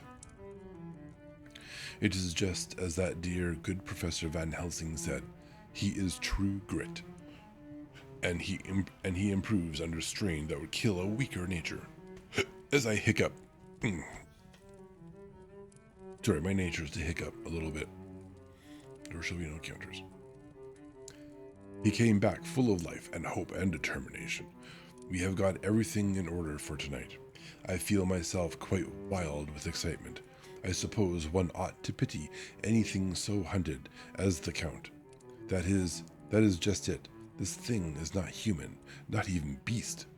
To read Dr. Seward's account of poor Lucy's death and what followed is enough to dry up the springs of pity in one's heart. Later, Lord Godalming and Mr. Morris arrived earlier than we expected. Dr. Seward was out on business and had taken Jonathan with him, so I had to see to them. It was to me a painful meeting, for it brought back all poor dear Lucy's hopes of only a few months ago. Of course, they had heard Lucy speak of me, and it seemed that Dr. Van Helsing too has been quite blowing my trumpet, as Mr. Morris expressed it. Poor fellows, neither of them is aware that I know all about the proposals they made to Lucy. They did not quite know what to say or do, as they were ignorant of the amount of my knowledge, so they had to keep on neutral subjects. However, I thought the matter over, and came to the conclusion that the best thing I could do would be to post them in affairs right up to date. I knew from Dr. Seward's diary that they had been at Lucy's death, her real death, and that I need not fear to betray any secret before the time. So I told them, as well as I could, that I had read all the papers and diaries, and that my husband and I have typewritten them, had just finished putting them in order. I gave them each a copy to read in the library. When Lord Godalming got his and turned it over, "It does make a pretty good pile," he said. "Did you write all this, Mrs. Harker?" I nodded, and he went on. "I don't quite see the drift of it, but you people are all so good and kind, and have been working so earnestly and so energetically that all I can do to accept your ideas blindfold and try to help you. I have had One lesson already in accepting facts that should make a man humble to the last hour of his life. Besides, I know you loved my poor Lucy. Here he turned away and covered his face with his hands. I could hear the tears in his voice. Mr. Morris, with instinctive delicacy, just laid a hand for a moment on his shoulder and then walked quietly out of the room. I suppose there is something in women's nature that makes a man free to break down before her and express his feelings on the tender or emotional side without feeling it derogatory to his manhood. For when Lord Godalming found himself alone with me, he sat down on the sofa and gave way utterly and openly. I sat down beside him and took his hand. I hope he didn't think it forward of me, and that if he ever thinks of it afterwards, he will never have such a thought. There I wrong him. I know he never will. He is too true a gentleman.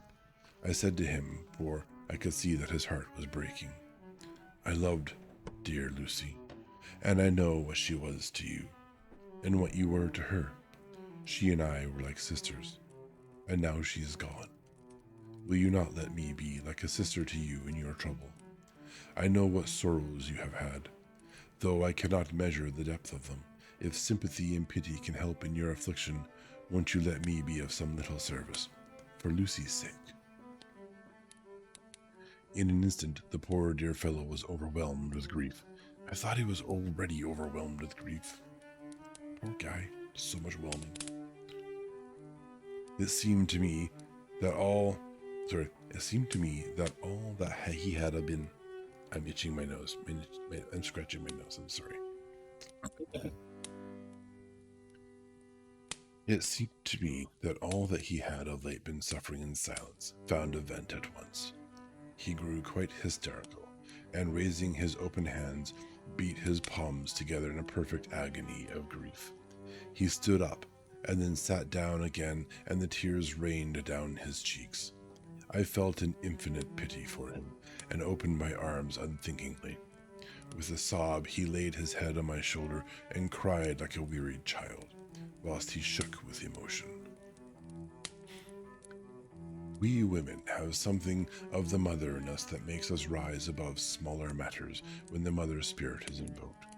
I felt this big, sorrowing man's head resting on me, as though it were that of the baby that someday may lie on my bosom, and I stroked his hair as though he were my own child. I never thought about it at the time how strange it all was. After a little bit, his sobs ceased, and he raised himself with an apology, though he made no disguise of his emotion. He told me that for days and nights past, weary days and sleepless nights, he had been unable to speak with anyone, as a man must speak in his time of sorrow. There was no woman whose sympathy could be given to him, or with whom, owing to the terrible circumstance with which his sorrow was surrounded, he could speak freely. I know now how I suffered, he said, as he dried his eyes, but I do not know even yet, and none other can ever know, how much your sweet sympathy has been to me today. I shall know better in time, and believe me that, though I am not ungrateful now, my gratitude will grow with my understanding. You will let me be like a brother, will you not, for all our lives, for dear Lucy's sake? These people are amazingly open and kind and accepting of one another. I fully approve of this, even though I think it's a little unreal. Also, don't trust people that quickly. For dear Lucy's sake, I said, as we clasped hands. Aye, and for your own sake, he added. For if a man's esteem and gratitude are ever worth the winning, you have won mine today. If ever the future should bring to you a time when you need a man's help, believe me, you will not call in vain. God grant that no such time may ever come to you to break the sunshine of your life, but if it should ever come, promise me you will let me know. He was so earnest, and his sorrow was so fresh that I felt it would comfort him. So I said, I promise. As I came along the corridor, I saw Mr. Morris looking out of a window. He turned as he heard my footsteps. "How's Art?" he said. Then noticing my red eyes, he went on, "Ah, I see you have been comforting him. Poor old fellow, he needs it. No one but a woman can help a man when he is in trouble of the heart, and he had no one to comfort him." Personal footnote here, that is grossly untrue. Anyone can help another person in this fashion. And I can't help but notice that when Morris saw her eyes, and they're obviously that she was upset and she was crying, his first thought was, "Oh, you have been of service to another man." I am very cynical about this paragraph. I hate this paragraph a whole lot, but I guess it's the attitude at the time. That's going to happen a lot with public domain novels, I guess. Just like the bigotry just kind of bleeds through occasionally. It bothers me, but that's fine. He bore his own troubles so bravely that my heart bled for him. I saw the manuscript in his hand, and I knew that when he read it, he would realize how much I knew. So I said to him, "I wish I could comfort all who suffer from the heart. Will you let me be your friend? And will you come to me for comfort if you need it? You will know later on why I speak." He saw that I was in earnest, and stooping, took my hand and raised it to his lips, kissed it. He seemed but poor comfort to so brave and unselfish a soul, and impulsively I bent over and kissed him. On the head, I presume. The tears rose in his eyes, and there was a momentary choking in his throat. He said calmly, "Little girl, you will never regret that true-hearted kindness, so long as ever you live." Then he went into the study to his friend. Little girl, the very words he had used to Lucy, and oh, but he proved himself a friend. Likely forehead, yeah. This is all kind of like meant to be very wholesome, and I understand these people are bonding and there's healing happening, and we're getting through, like, I guess in a less noble description of the section of the book, the soppy cries side, the sad bit, if you will. But it's given the emotional height of the way that the characters have been characterized, and the plot has sort of traveled along. It makes sense that at some point in time they need to go through this kind of character development. It's the ease with which fast, strong bonds are formed that kind of skews it a little bit in my brain. I remember you watch shows. This is the end of the chapter, by the way. That's why I'm rambling. You watch shows with like stories where you have like a lot of anime where you have like the good guys are embattled with the bad guys, but it's actually not really no one really dies in a lot of these. They just they defeat the bad guys or foil their plans, and somehow they become friends in the end. There's an understanding that is reached, an agreement, a compromise. Oh yeah, actually you're not the real bad guy, they're the real bad guy, and they're actually the ones causing us trouble. Let's work together, and then they become super good friends. And normally, in longer series, especially the first set of antagonists become really solid friends and buddies for a long part of that story. And towards the mid section or the end section of these stories, you have this emotional understanding that these two folks, or at least these two small groups of people, are our main characters.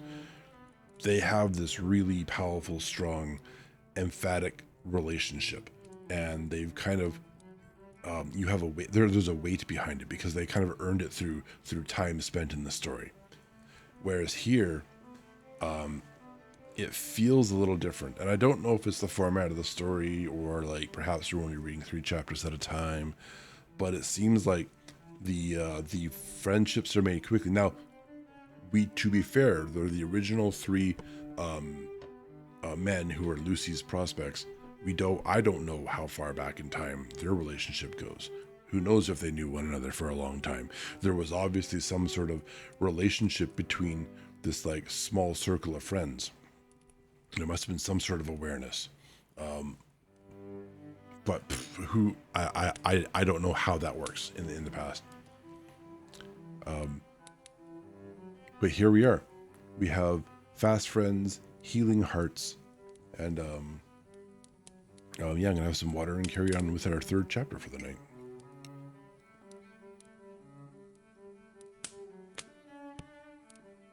It's not a bad story. Would be nice if they get rid of the races. Chapter 18, Dr. Seward's Diary. 30 September. We spent quite a bit on the 30th. This is quite a momentous day. I got home at 5 o'clock and found that Godalming and Morris had not only arrived, but had already studied the transcript of the various diaries and letters which Harker and his wonderful wife had made and arranged. Harker had not yet returned from his visit to the carrier's men, of whom Dr. Hennessy had written to me.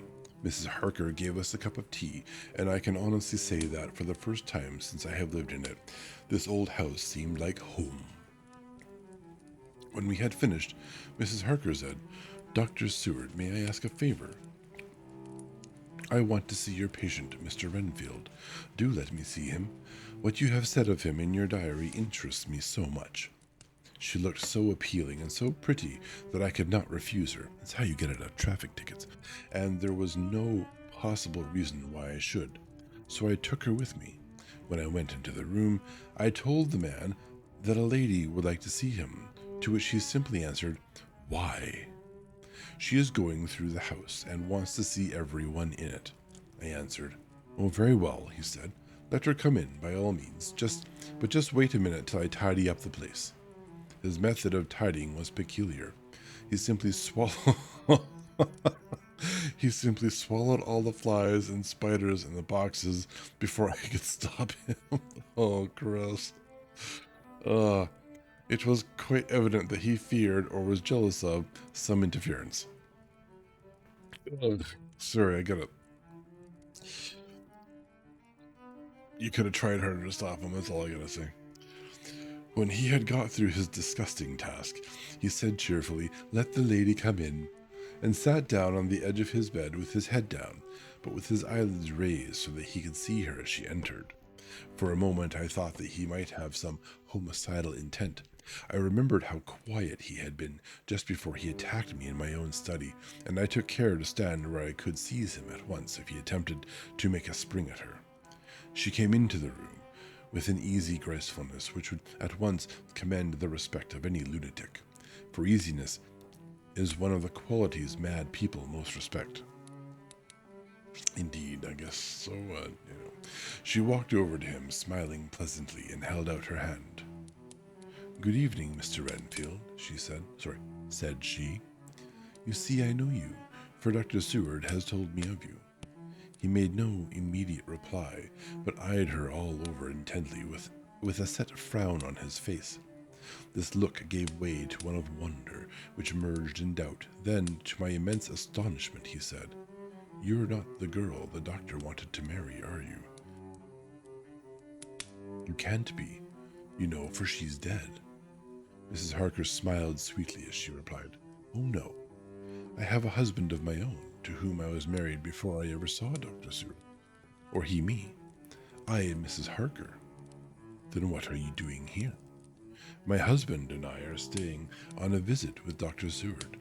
"Then don't stay." "But why not?" I thought that this style of conversation might not be pleasant to Mrs. Harker any more than it was to me, so I joined in. "How did you know I wanted to marry anyone?" His reply was simply contemptuous. Contemptuous. Letters.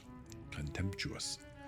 Given in a pause in which he turned his eyes from Mrs. Harker to me, instantly turning them back again.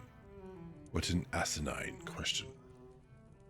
"I don't see that at all, Mr. Renfield," said Mrs. Harker, at once championing me. He replied to her with as much courtesy and respect as he had shown contempt to me. "You will, of course, understand, Mrs. Harker, that when a man is so loved and honored as our host is, everything regarding him is of interest in our little community. Dr. Seward is loved not only by his household and his friends, but even by his patients, who, being some of them hardly in mental equilibrium, are apt to distort causes and effects. Since I, myself, have been an inmate of a lunatic asylum, I cannot but notice that the sophistic tendencies of some of its inmates lean towards the errors of non causa or ignoratio elentia. Elenchi? Elenchi. I positively opened my eyes at this new development. Here was my own pet lunatic, the most pronounced of his type that I had ever met with. His own pet lunatic, talking elemental philosophy, and with the manner of a polished gentleman. I wondered if Mrs. Harker's presence, which had touched some chord in his memory, if this new phase was spontaneous or in any way due to her unconscious influence. She must have some rare gift or power. We continued to talk for some time, and seeing that he was seemingly quite reasonable, she ventured, looking at me questioningly as she began to lead him to his favorite topic. I was again astonished, for he addressed himself to the question with impartiality of the completest sanity. He even took himself as an example when he mentioned certain things. Why, I myself am an instance of a man who had a strange belief. Indeed, it was no wonder that my friends were alarmed and insisted on my being put under control.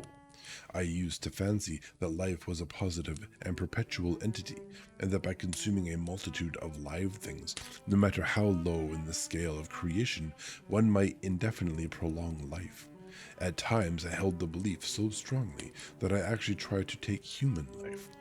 The doctor here will bear me out that on that one occasion I tried to kill him for the purpose of strengthening my vital powers by the assimilation with my own body of his life through the medium of his blood, relying, of course, upon the scriptural phrase, "For the blood is the life," though indeed the vendor of a certain nostrum has vulgarized the truism to the very point of contempt.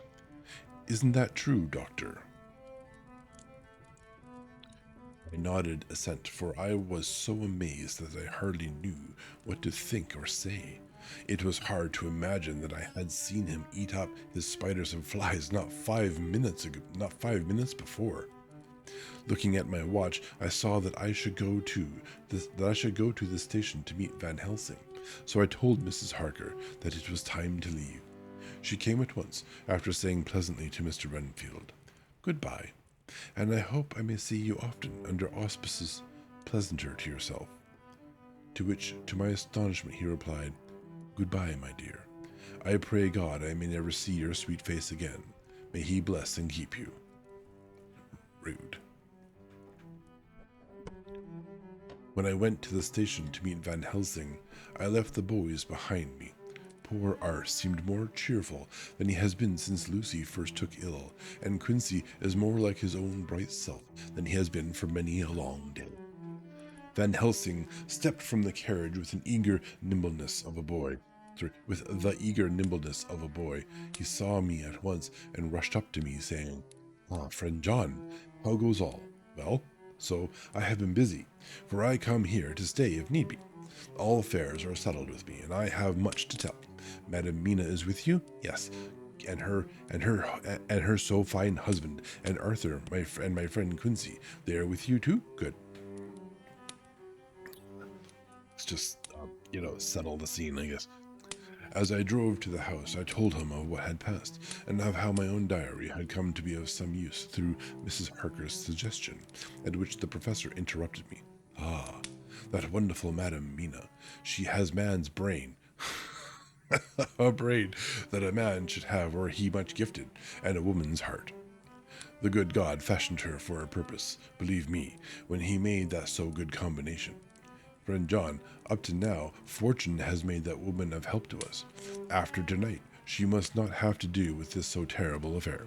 It is not good that the son run a risk so great. It is not good that she run a risk so great.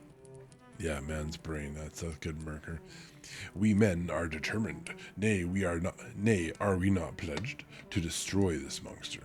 But it is no part for a woman. Even if she be not harmed, her heart may fail her in so much and so many horrors, and hereafter she may suffer, both in waking from her nerves and in sleep from her dreams. And besides, she is a young woman, and not so long married. There may be other things to think of sometime, if not now. You tell me she has wrote all, then she must consult with us. But tomorrow she say goodbye to this work, and we go alone.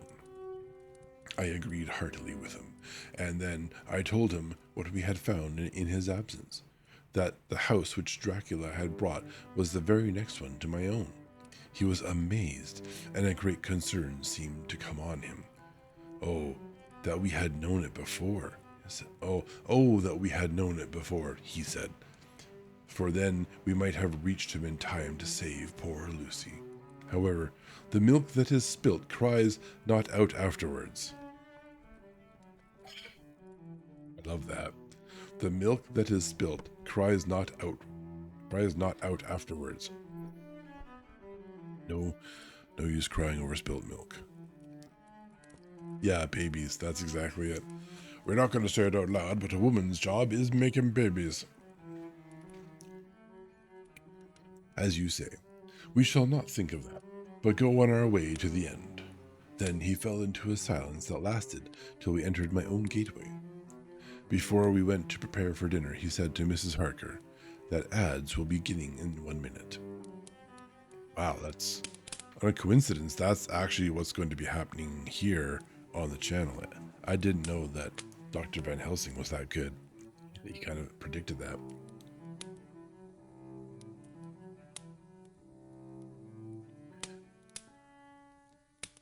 I am told, Madam Mina, by my friend John, that you and your husband have put up in exact order all things that have been up to this moment. Not up to this moment, Professor, she said impulsively, but up to this morning. That's very pedantic. But why not up to now? We have seen hitherto how good light all little things have made. We have told our secrets, and yet no one who has told is the worse for it. Mrs. Harker began to blush, and taking a paper from her pockets, she said, Dr. Van Helsing, will you read this, and tell me if it must go in? It is my record of today. I too have seen the need of putting down at present everything, however trivial, but there is little in this except what is personal. Must it go in? The professor read over it gravely and handed it back, saying, It need not go in if you do not wish it, but I pray that it may. It can but make your husband love you the more, and all us, your friends, more honor you, as well as more esteem and love.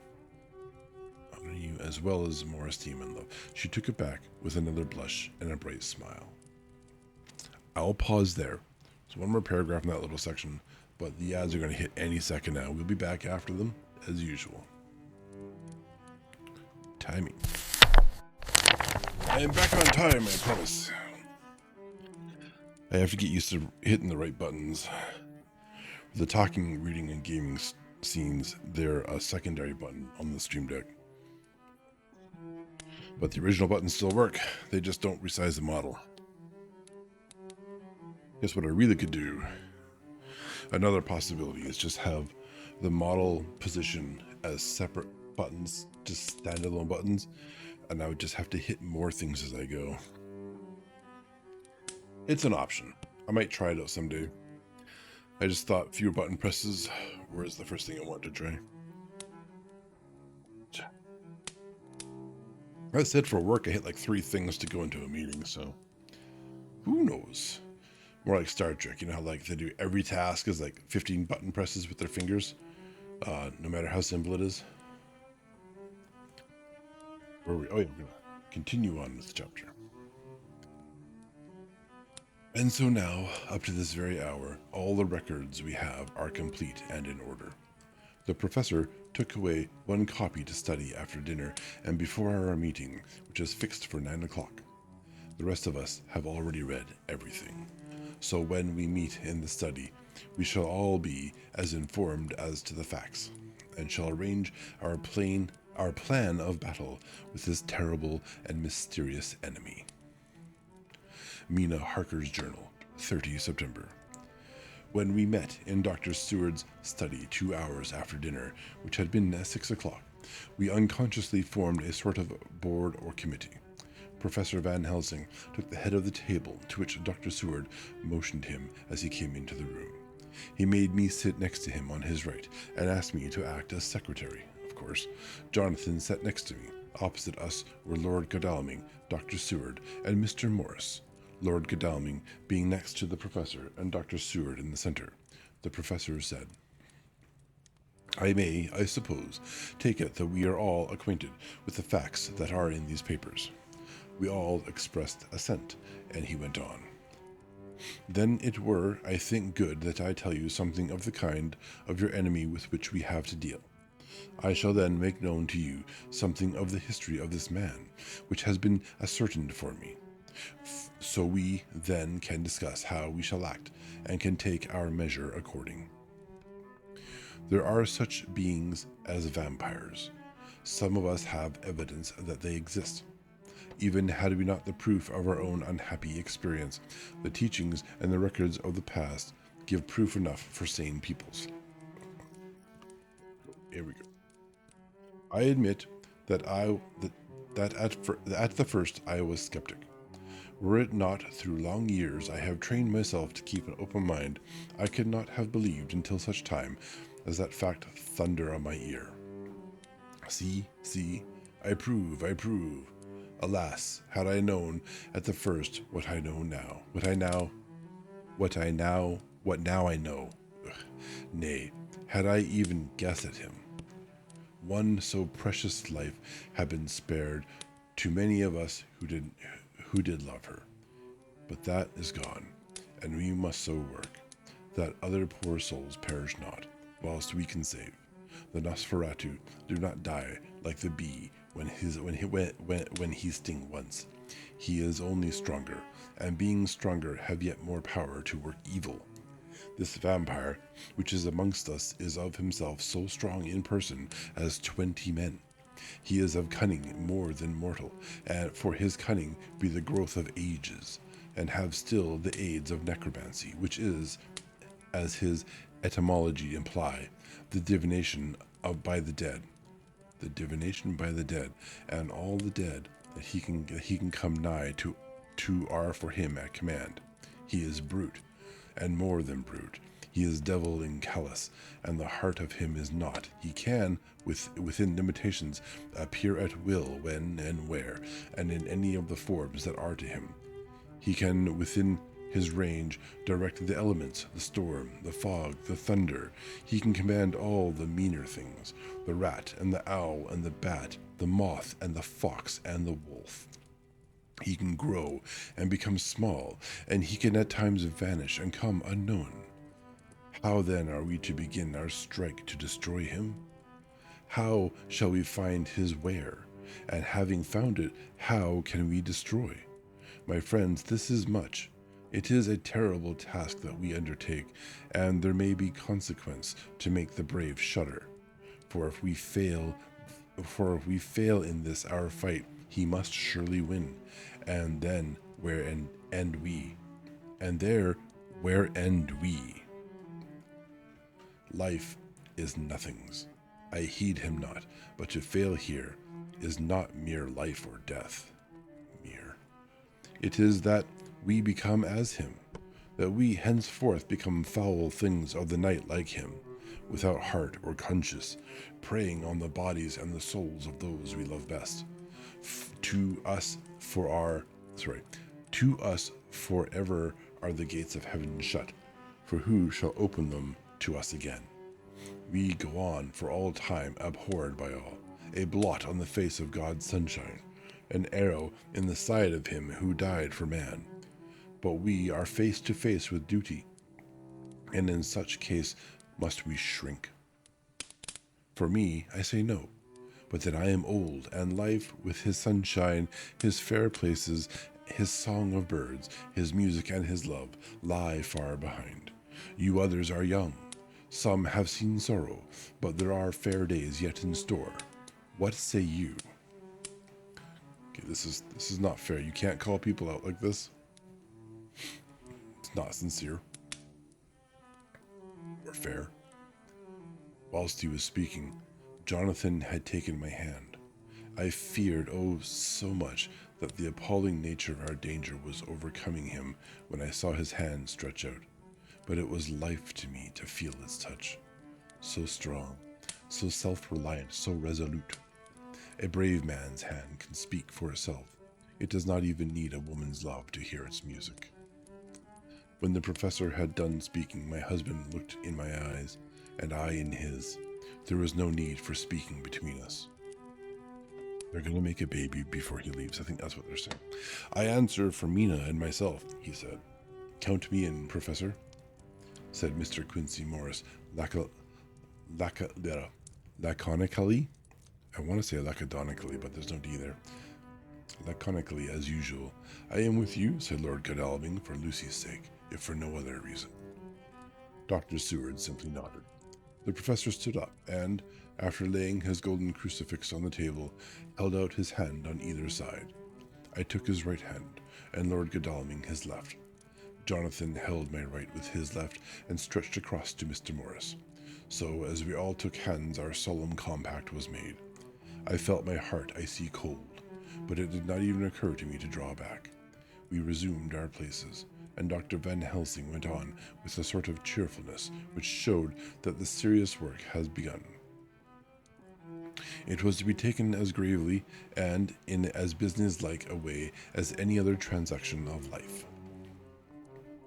That's what cheerfulness shows you? Interesting. Well, you know what we have to contend against, but we too are not without strength. We have on our side power of combination, a power denied to the vampire kind. We have sources of science. We are free to act and think, and the hours of the day and the night are ours equally.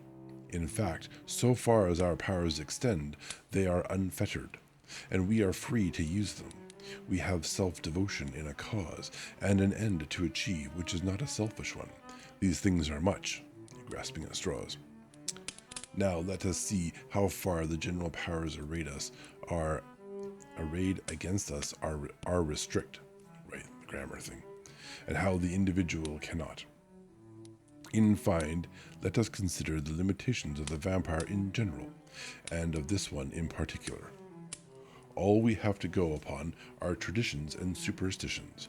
These do not at the first appear much, when the matter is one of life and death, nay, of more than either life or death. Yet must we be satisfied in the first place because we have to be. No other means is at our control. And secondly, because after all these things, tradition and superstition are everything. Does not the belief in vampires rest for others, though not, alas, for us, on them? A year ago, which of us would have received such a possibility in the midst of our scientific, skeptical, matter-of-fact 19th century? We even scouted a belief that we saw justified under our very eyes.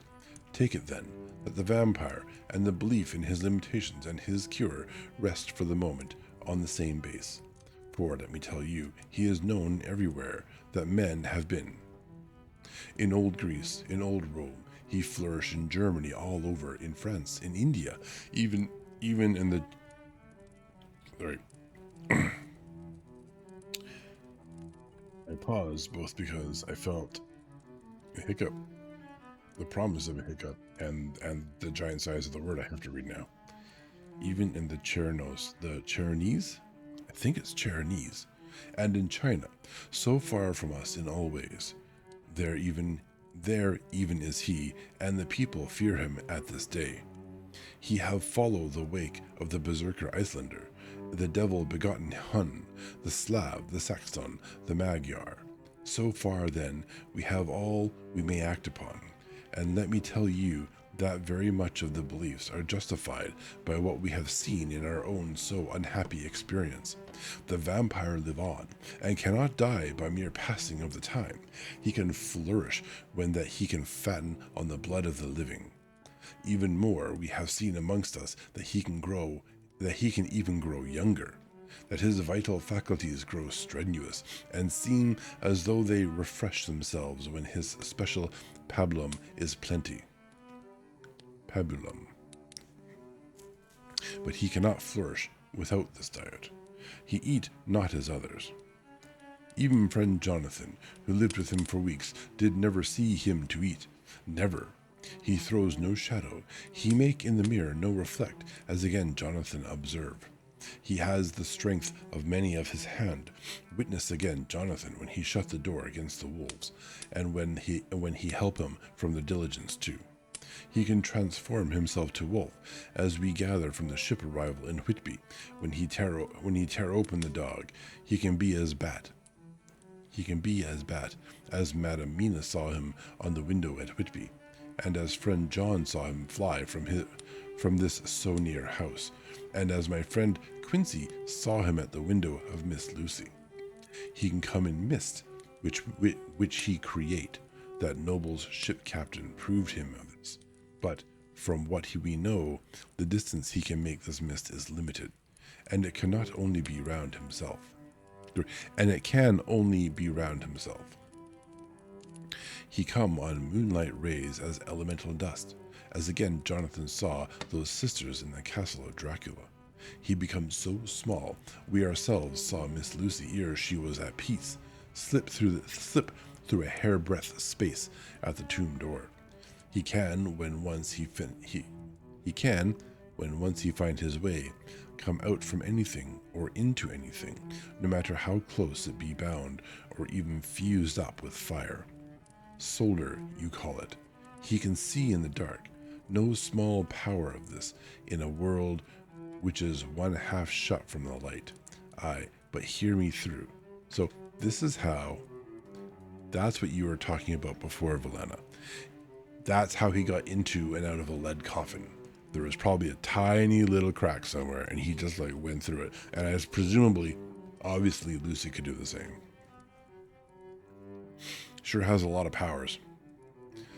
He can do all these things, yet he is not free. Nay, he is even more prisoner than the slave of the galley, than the madman in his cell. He sure seems to have a better time. He cannot go where he lists. He who is not of nature has yet to obey some of nature's laws. Why, we know not. He may not enter anywhere at the first, unless there be someone of the household who bid him to come, though afterwards he can come as he please. His power ceases, as does that of all evil things, at the coming of the day. Only at certain times can he have limited freedom.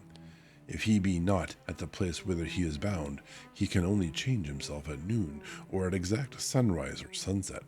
These things are, we told, and in this record of ours we have proof by inference.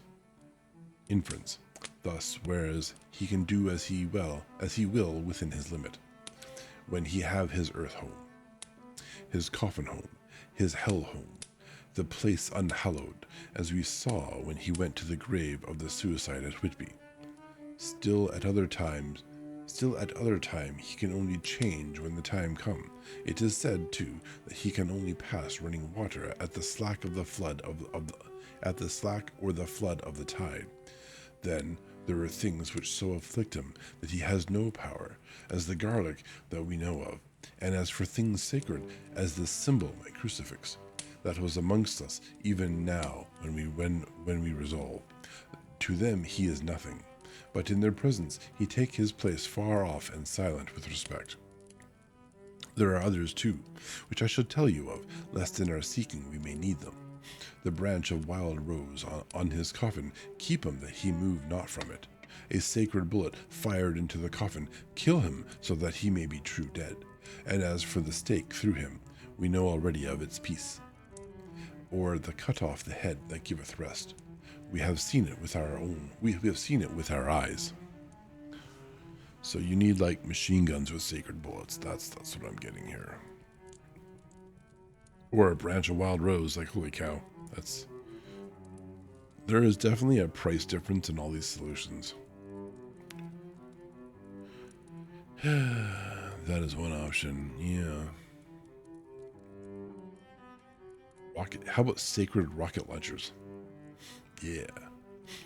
Sorry, that's like my Warhammer brain is pushing into gear. It seems like a problem for the Inquisition.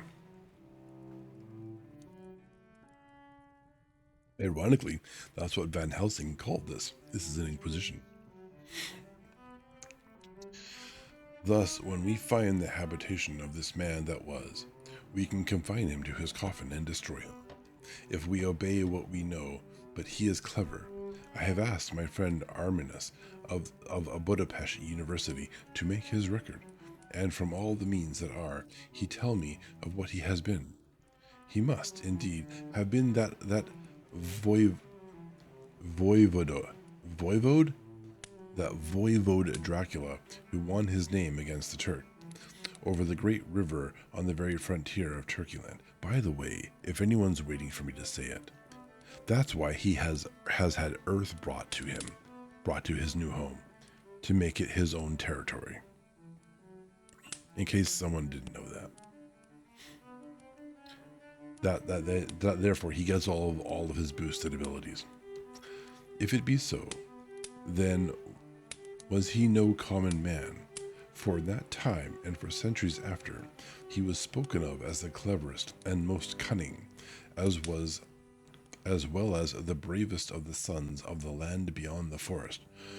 That mighty brain and that iron resolution went with him to his grave, and are even now arrayed against us. Makes you wonder who made Dracula. The Draculas were, says Arminius, a great and noble race, though now and again were scions to who were held by their coevals. Their cuvals. I don't know. Coevals. To have had dealings with the evil one. The Draculas were, says Arminius, a great and noble race, though now and again were scions who were held by their coevals to have had dealings with the evil one. Alright, so the Draculas dealt with the devil. Scions. Really? Scions. None of, like, what? One of those letters lines up, Valena. Scions. One of those letters lines up, even less. Like,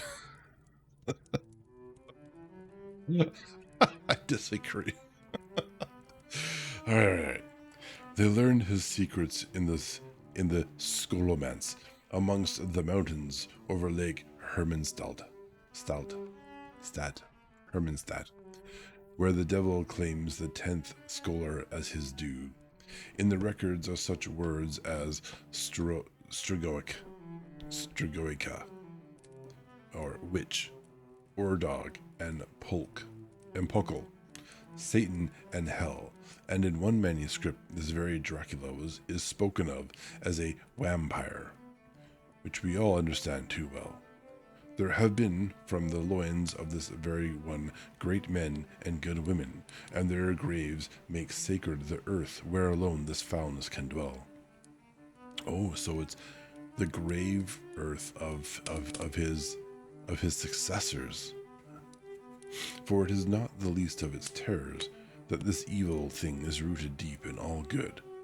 In soil barren of holy memories, it cannot rest. Soil barren of holy memories, it cannot rest. So there have to be holy memories in the soil? It's confusing. Whilst they were talking, Mr. Morris was looking steadily at the window, and he now got up quietly and went out of the room. There was a little pause, and then the professor went on. Yeah, Hallow Earth, I get that. But it says, in soil barren of holy memories, it cannot rest. So that's unhallowed? He cannot rest. Which doesn't make sense. What is it? For it is not the least of its terrors that this evil thing is rooted deep in all good. Okay, cool. It's like it's the evil inside all of us. That's pretty. If it is not hallowed, they can't sleep there. So if it's hallowed, they can sleep there. It doesn't make like ish. Yeah, it doesn't matter. He needs some grave dirt. Right. Morris went to the window. Cool. No, don't say yes. Don't say yes. I am arguing with the book. The book is wrong. The book is wrong about the book. And now we must settle what we do. We have here much data, and we must proceed to lay out our campaign. No, maybe, yes, no, maybe, yes. I'm fine with that. We know from the inquiry of Jonathan that from the castle to Whitby came 50 boxes of earth, all of which were delivered at Carfax. We also know that at least some of these boxes have been removed. It seems to me that our first step should be to ascertain where all the rest remain in the house, beyond that wall where we look today, or whether any more have been removed. If the latter, we must trace. ... Here we were interrupted in a very startling way. Outside the house came the sound of a pistol shot. The glass of the window was shattered with a bullet which ricocheted from the top of the embrasure, struck the far wall of the room. I am afraid I am at heart a coward, for I shrieked out. The men all jumped to their feet. Lord Godalming flew over to the window and threw up the sash. As he did so, we heard Mr. Morris's voice without. Sorry, I fear I have alarmed you. I shall come in and tell you about it. A minute later, he came in and said, It was an idiotic thing of me to do, and I ask your pardon, Mrs. Harker, most sincerely. I fear I must have frightened you terribly. But the fact is that whilst the professor was talking, there came a big bat and sat on the windowsill. I have got such a horror of the damned brutes from the recent events that I cannot stand them, and I went out to have a shot, as I have been doing of late of evenings. Whenever I have seen one, you used to laugh at me for it then, Art. Did you hit it? Asked Dr. Van Helsing. I don't know. I fancy not, for it flew away into the wood. Without saying any more, he took his seat, and the professor began to resume his statement. I mean, everyone knows, right? Like, literally, you were just told he turns into a bat. You know, right? You can't, like, you're ignoring it. I hate it. We must trace each of these boxes, and when we are ready, we must either capture or kill this monster in his lair, or we must, so to speak, sterilize the earth, so that no more he can seek safety in it. Thus, in the end, we may find him in his form of man between the hours of noon and sunset, and so engage with him when he is at his most weak. And now for you, Madam Mina. This night is the end until all be well. You are too precious to us to have such risk. When we part tonight, you no more must question. We shall tell you in all good time. We are men and are able to bear, but you must be our star and our hope, and we shall act all the more free that you are not in the danger such as we are. Oh, like Lucy. Yeah, that kept her safe. All the men, even Jonathan, seemed relieved, but it did not seem to me good that they should brave danger and perhaps lessen their safety. Strength being the best safety, through care of me. But their minds were made up, and though it was a bitter pill for me to swallow, I could say nothing, save to accept their chivalrous care of me. Mr. Morris resumed the discussion. As there is no time to lose, I vote that we have a look at his house right now. Time is everything with him, and swift action on our part might save another victim. And then having to choke down all of that and be grateful for it. How offensive. I own that my heart began to fail me when the time for action came so close, but I did not say anything, for I had a greater fear that if I appeared as a drag or a hindrance to their work, they might even leave me out of their councils altogether. They have now gone off to Carfax, which means to get into the house. Man-like, they had told me to go to bed and sleep, as if a woman can sleep when those she loves are in danger. I shall lie down and pretend to sleep, lest Jonathan have added anxiety about me when he returns. Yeah, this is man's work. You haven't even had a baby yet. Dr. Seward's Diary, 1 October, 4 a.m. Just as we were about to leave the house, an urgent message was brought to me from Renfield to know if I would see him at once, as he had something of the utmost importance to say to me. I told the messenger to say that I would attend to his wishes in the morning. I was busy just at the moment. The attendant added, "He seems very importunate, sir. I have never seen him so eager. I don't know, but what, if you don't see him soon, he will have one of his violent fits." I knew the man would not have said this without some cause, so I said, "All right, I'll go now." And I asked the others to wait a few minutes for me, as I had to go and see my patient. "Take me with you, friend John," said the professor. "His case in your diary interests me much, and it had bearing, too, now and again on our case. I should much like to see him, and especially when his mind is disturbed. Special." "May I come also?" asked Lord Godalming. "Me too," said Quincy Morris. "May I come?" said Harker. I nodded, and we all went down the passage together. Yay, it's a party. We found him in a state of considerable excitement, but far more rational in his speech and manner than I had ever seen him. There was an unusual understanding of him, which was unlike anything I had ever met with in a lunatic. It's a bro party, yes. Harker went. Oh, that was Jonathan, maybe? I don't know. And he took it for granted that his reasons would prevail with others entirely sane. We all four went into the room, but none of the others at first said anything. His request was that I would at once release him from the asylum and send him home. This he backed up with arguments regarding his complete recovery and adduced in his own existing sanity. "I appeal to your friends," he said. "Will they perhaps not mind sitting in judgment on my case? By the way, you have not introduced me." I was so much astonished that the oddness of introducing a madman in an asylum did not strike me at the moment. And besides, there was a certain dignity in the man's manner, so much of the habit of equality that I at once made in the introduction. Lord Godalming, Professor Van Helsing, Mr. Quincy Morris of Texas, Mr. Renfield.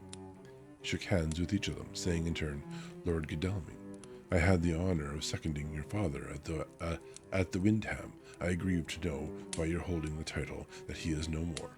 He was a man loved and honored by all who knew him, and in his youth was, I have heard, the inventor of a burnt rum punch, much patronized on Derby night. Mr. Morris, you should be proud of your great state. Its reception into the Union was a precedent which may have far-reaching effects hereafter. Oh, you don't have any idea. When the pole and the tropics may hold alliance to the stars and stripes, the power of the treaty may yet prove a vast engine of enlargement. When the Monroe Doctrine takes its true place as a political fable, what shall any man say of his pleasure at meeting Van Helsing? Sir, I make no apology for dropping all forms of conventional prefix. When an individual has revolutionized therapeutics by his discovery of the continuous evolution of brain matter, conventional forms are unfitting, since they would seem to limit him to one of a class. You, gentlemen, who by nationality, by heredity, or by the possession of natural gifts, are fitted to hold your respective places in the moving world, I take to witness that I am as sane as at least the majority of men who are in full possession of their liberties. And I am sure that you, Dr. Seward, humanitarian and medico-jurist, as well as scientist, will deem it a moral duty to deal with me as one to be considered as under exceptional circumstances. He made this last appeal with a courtly air of conviction which was not without its own charm. I think we were all staggered, For my own part, I was under the conviction, despite my knowledge of the man's character and history, that his reason had been restored, and I felt under a strong impulse to tell him that I was satisfied as to his sanity, and would see about the necessary formalities for his release in the morning. I thought it better to wait, however, before making so grave a statement, for of old I knew the sudden changes to which his particular patient was liable. So I contented myself with making a general statement that he appeared to be improving very rapidly, that I would have a longer chat with him in the morning, and would then see what I could do in the direction of meeting his wishes. This did not at all satisfy him, for he said quickly, "But I fear, Dr. Seward, that you hardly apprehend my wish. I desire to go at once, here, now, this very hour, at this very moment, if I may. Time presses, and in our implied agreement with the old scythe man, it is of the essence of the contract. I am sure it is only necessary to put before so admirable a practitioner as Dr. Seward so simple yet so momentous a wish to ensure its fulfillment." He looked at me keenly, and seeing the negative in my face, turned to the others and scrutinized them closely. Not meeting any sufficient response, he went on, "Is it possible that I have erred in my supposition?" "You have," I said frankly, but at the same time I felt brutally. There was a considerable pause, and then he said slowly, "Then I suppose I must only shift my ground of request. Let me ask for this concession, boon, privilege, what you will. I am content to implore in such a case, not on personal grounds, but for the sake of others. I am not at liberty to give you the whole of my reasons, but you may, I assure you, take it from me that they are good ones, sound and unselfish, and spring from the highest sense of duty. Could you look, sir, into my heart, nay, would you approve to the full the sentiments which animate me? Nay, more, have I did a line thing.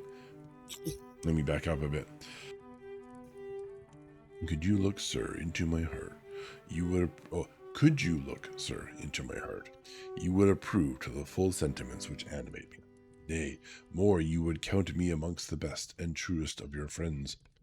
Again he looked at us all keenly. I had a growing conviction that this sudden change of his entire intellectual method was but yet another form or phrase of his madness, and so determined to let him go on a little longer, knowing from experience that he would, like all lunatics, give himself away in the end. Van Helsing was gazing at him with a look of utmost intensity, his bushy eyebrows almost meeting with the fixed concentration of his look. He said to Renfield in a tone which did not surprise me at the time, but only when I thought of it afterwards, for it was as of one addressing an equal,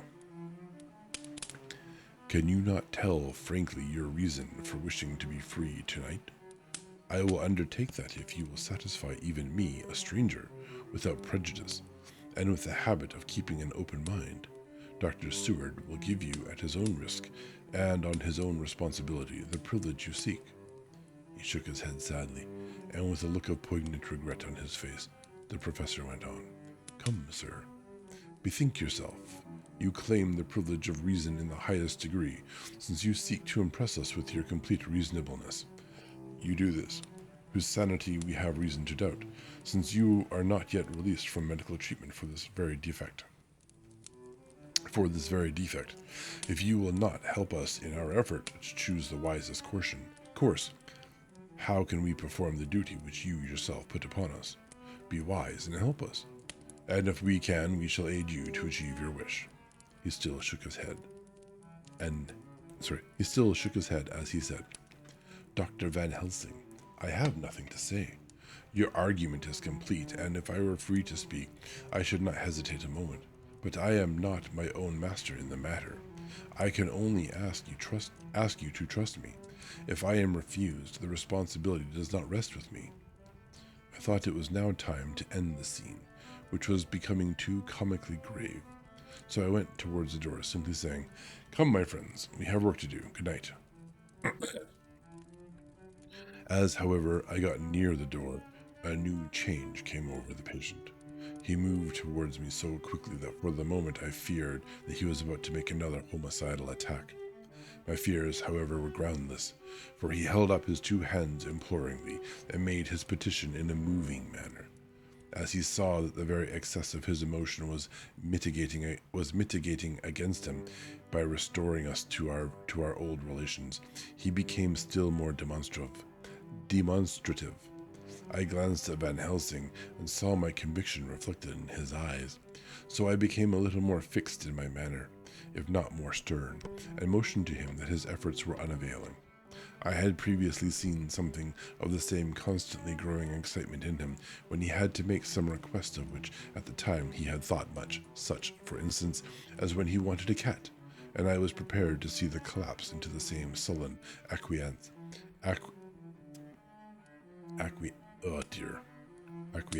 on this occasion. My expectation was not realized, for when he found that his appeal would not be successful, he got into quite a frantic condition. He threw himself on his knees and held up his hands, wringing them in plaintive supplication, and poured forth a torrent of entreaty, with the tears rolling down his cheeks, and his whole face and form expressive of the deepest emotion. "Let me entreat you, Dr. Seward. Oh, let me implore you to let me out of this house at once. Send me away how you will, and where you will. Send keepers with me, with whips and chains. Let them take me in a strait waistcoat, manacled and leg-ironed, even to a jail. But let me go out of this. You don't know what you do by keeping me here. I am speaking from the depths of my heart, of my very soul. You don't know whom you wrong, or how, and I may not tell. Woe is me, I may not tell. By all you hold sacred, by all you hold dear, by your love that is lost, by your hope that lives. For the sake of the Almighty, take me out of this and save my soul from guilt. Can't you hear me, man? Can't you understand? Will you never learn? Don't you know that I am sane and earnest now, that I am no lunatic in a mad fit, but a sane man fighting for his soul? Oh, hear me, let me go, let me go, let me go." And he's probably screaming that, I don't know. I thought that the longer this went on, the wilder he would get, and so would bring on a fit. So I took him by the hand and raised him up. "Come," I said sternly, "no more of this. We have had quite enough already. Get to your bed and try to behave more discreetly." He suddenly stopped and looked at me intently for several moments. Then, without a word, he rose and, moving over, sat down on the side of the bed. The collapse had come, as on former occasion, just as I had expected. When I was leaving the room, last of our party, he said to me in a quiet, well-bred voice, "You will, I trust, Dr. Seward, do me the justice to bear in mind later on that I did what I could to convince you tonight." This is the end of the chapter. The end of chapter 18. Looks like the men moved to action. They dealt with Lucy's case. Lucy is now at rest. And then at dawn they planned. And they're about to head out to act once more. All the men are moving. Action is happening. And we will see what happens next time. They have planned a plan. They have planned a plan indeed. And I have water. I am hungry and I think I want to watch animes. Animes! Alright, cool. Are we gonna raid? Do we have someone to raid? What is he doing?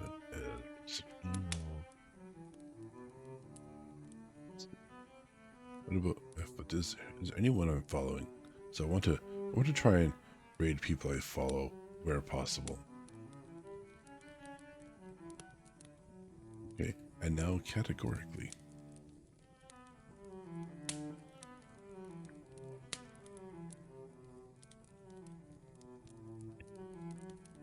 Okay, I don't know this person. I'm gonna try her. Just gonna give her a listen.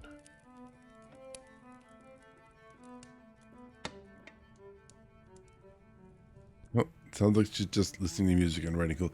All right, we raid. Awesome. Thank you, everyone, for we are unable to raid at this time. Okay, cool. We are not raiding this person. Just kidding. Just kidding. Yeah. Next stream is tomorrow morning. It's the first collab. We're going to be playing Satisfactory with our friend, the GB Phoenix. Be excited. Or not. You don't have to be excited. It's fine. Looking for another person. Not doing that person.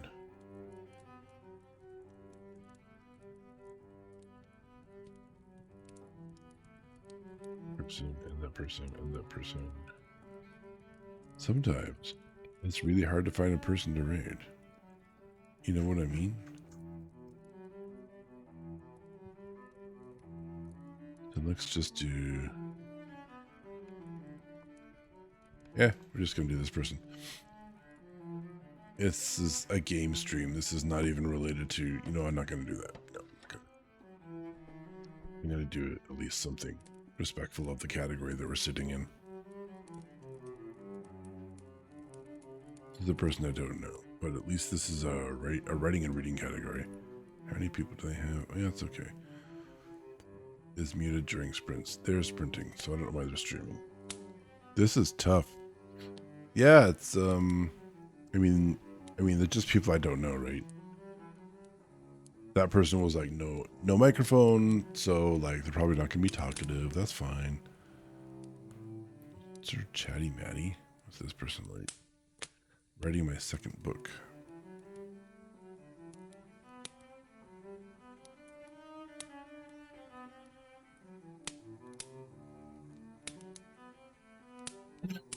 Yeah, maybe we don't read tonight.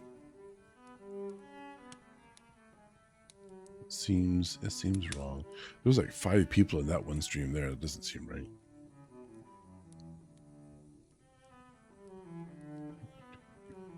My brain's like, no, I must find a person. A stream that appeals to me from the 12 seconds that I use to look at all of them.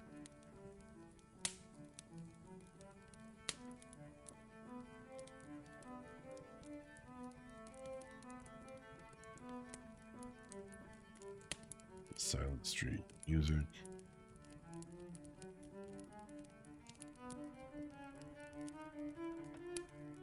All right, screw it.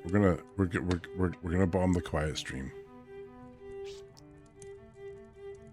Ink and play, silent stream and music. That's cool. Right. Cool. We're gonna do this. Ferrets, no worries. Ferrets now. Ferrets. We're gonna do this. Awesome. Cool. Once again, everybody, thank you for coming. Please remember to return your items to the shelves before departing, and remember to be kind to one another. Now I'll click the start button, and then you can just reimagine me saying all those words all over again. And then we will stream out. Raid out. Yas.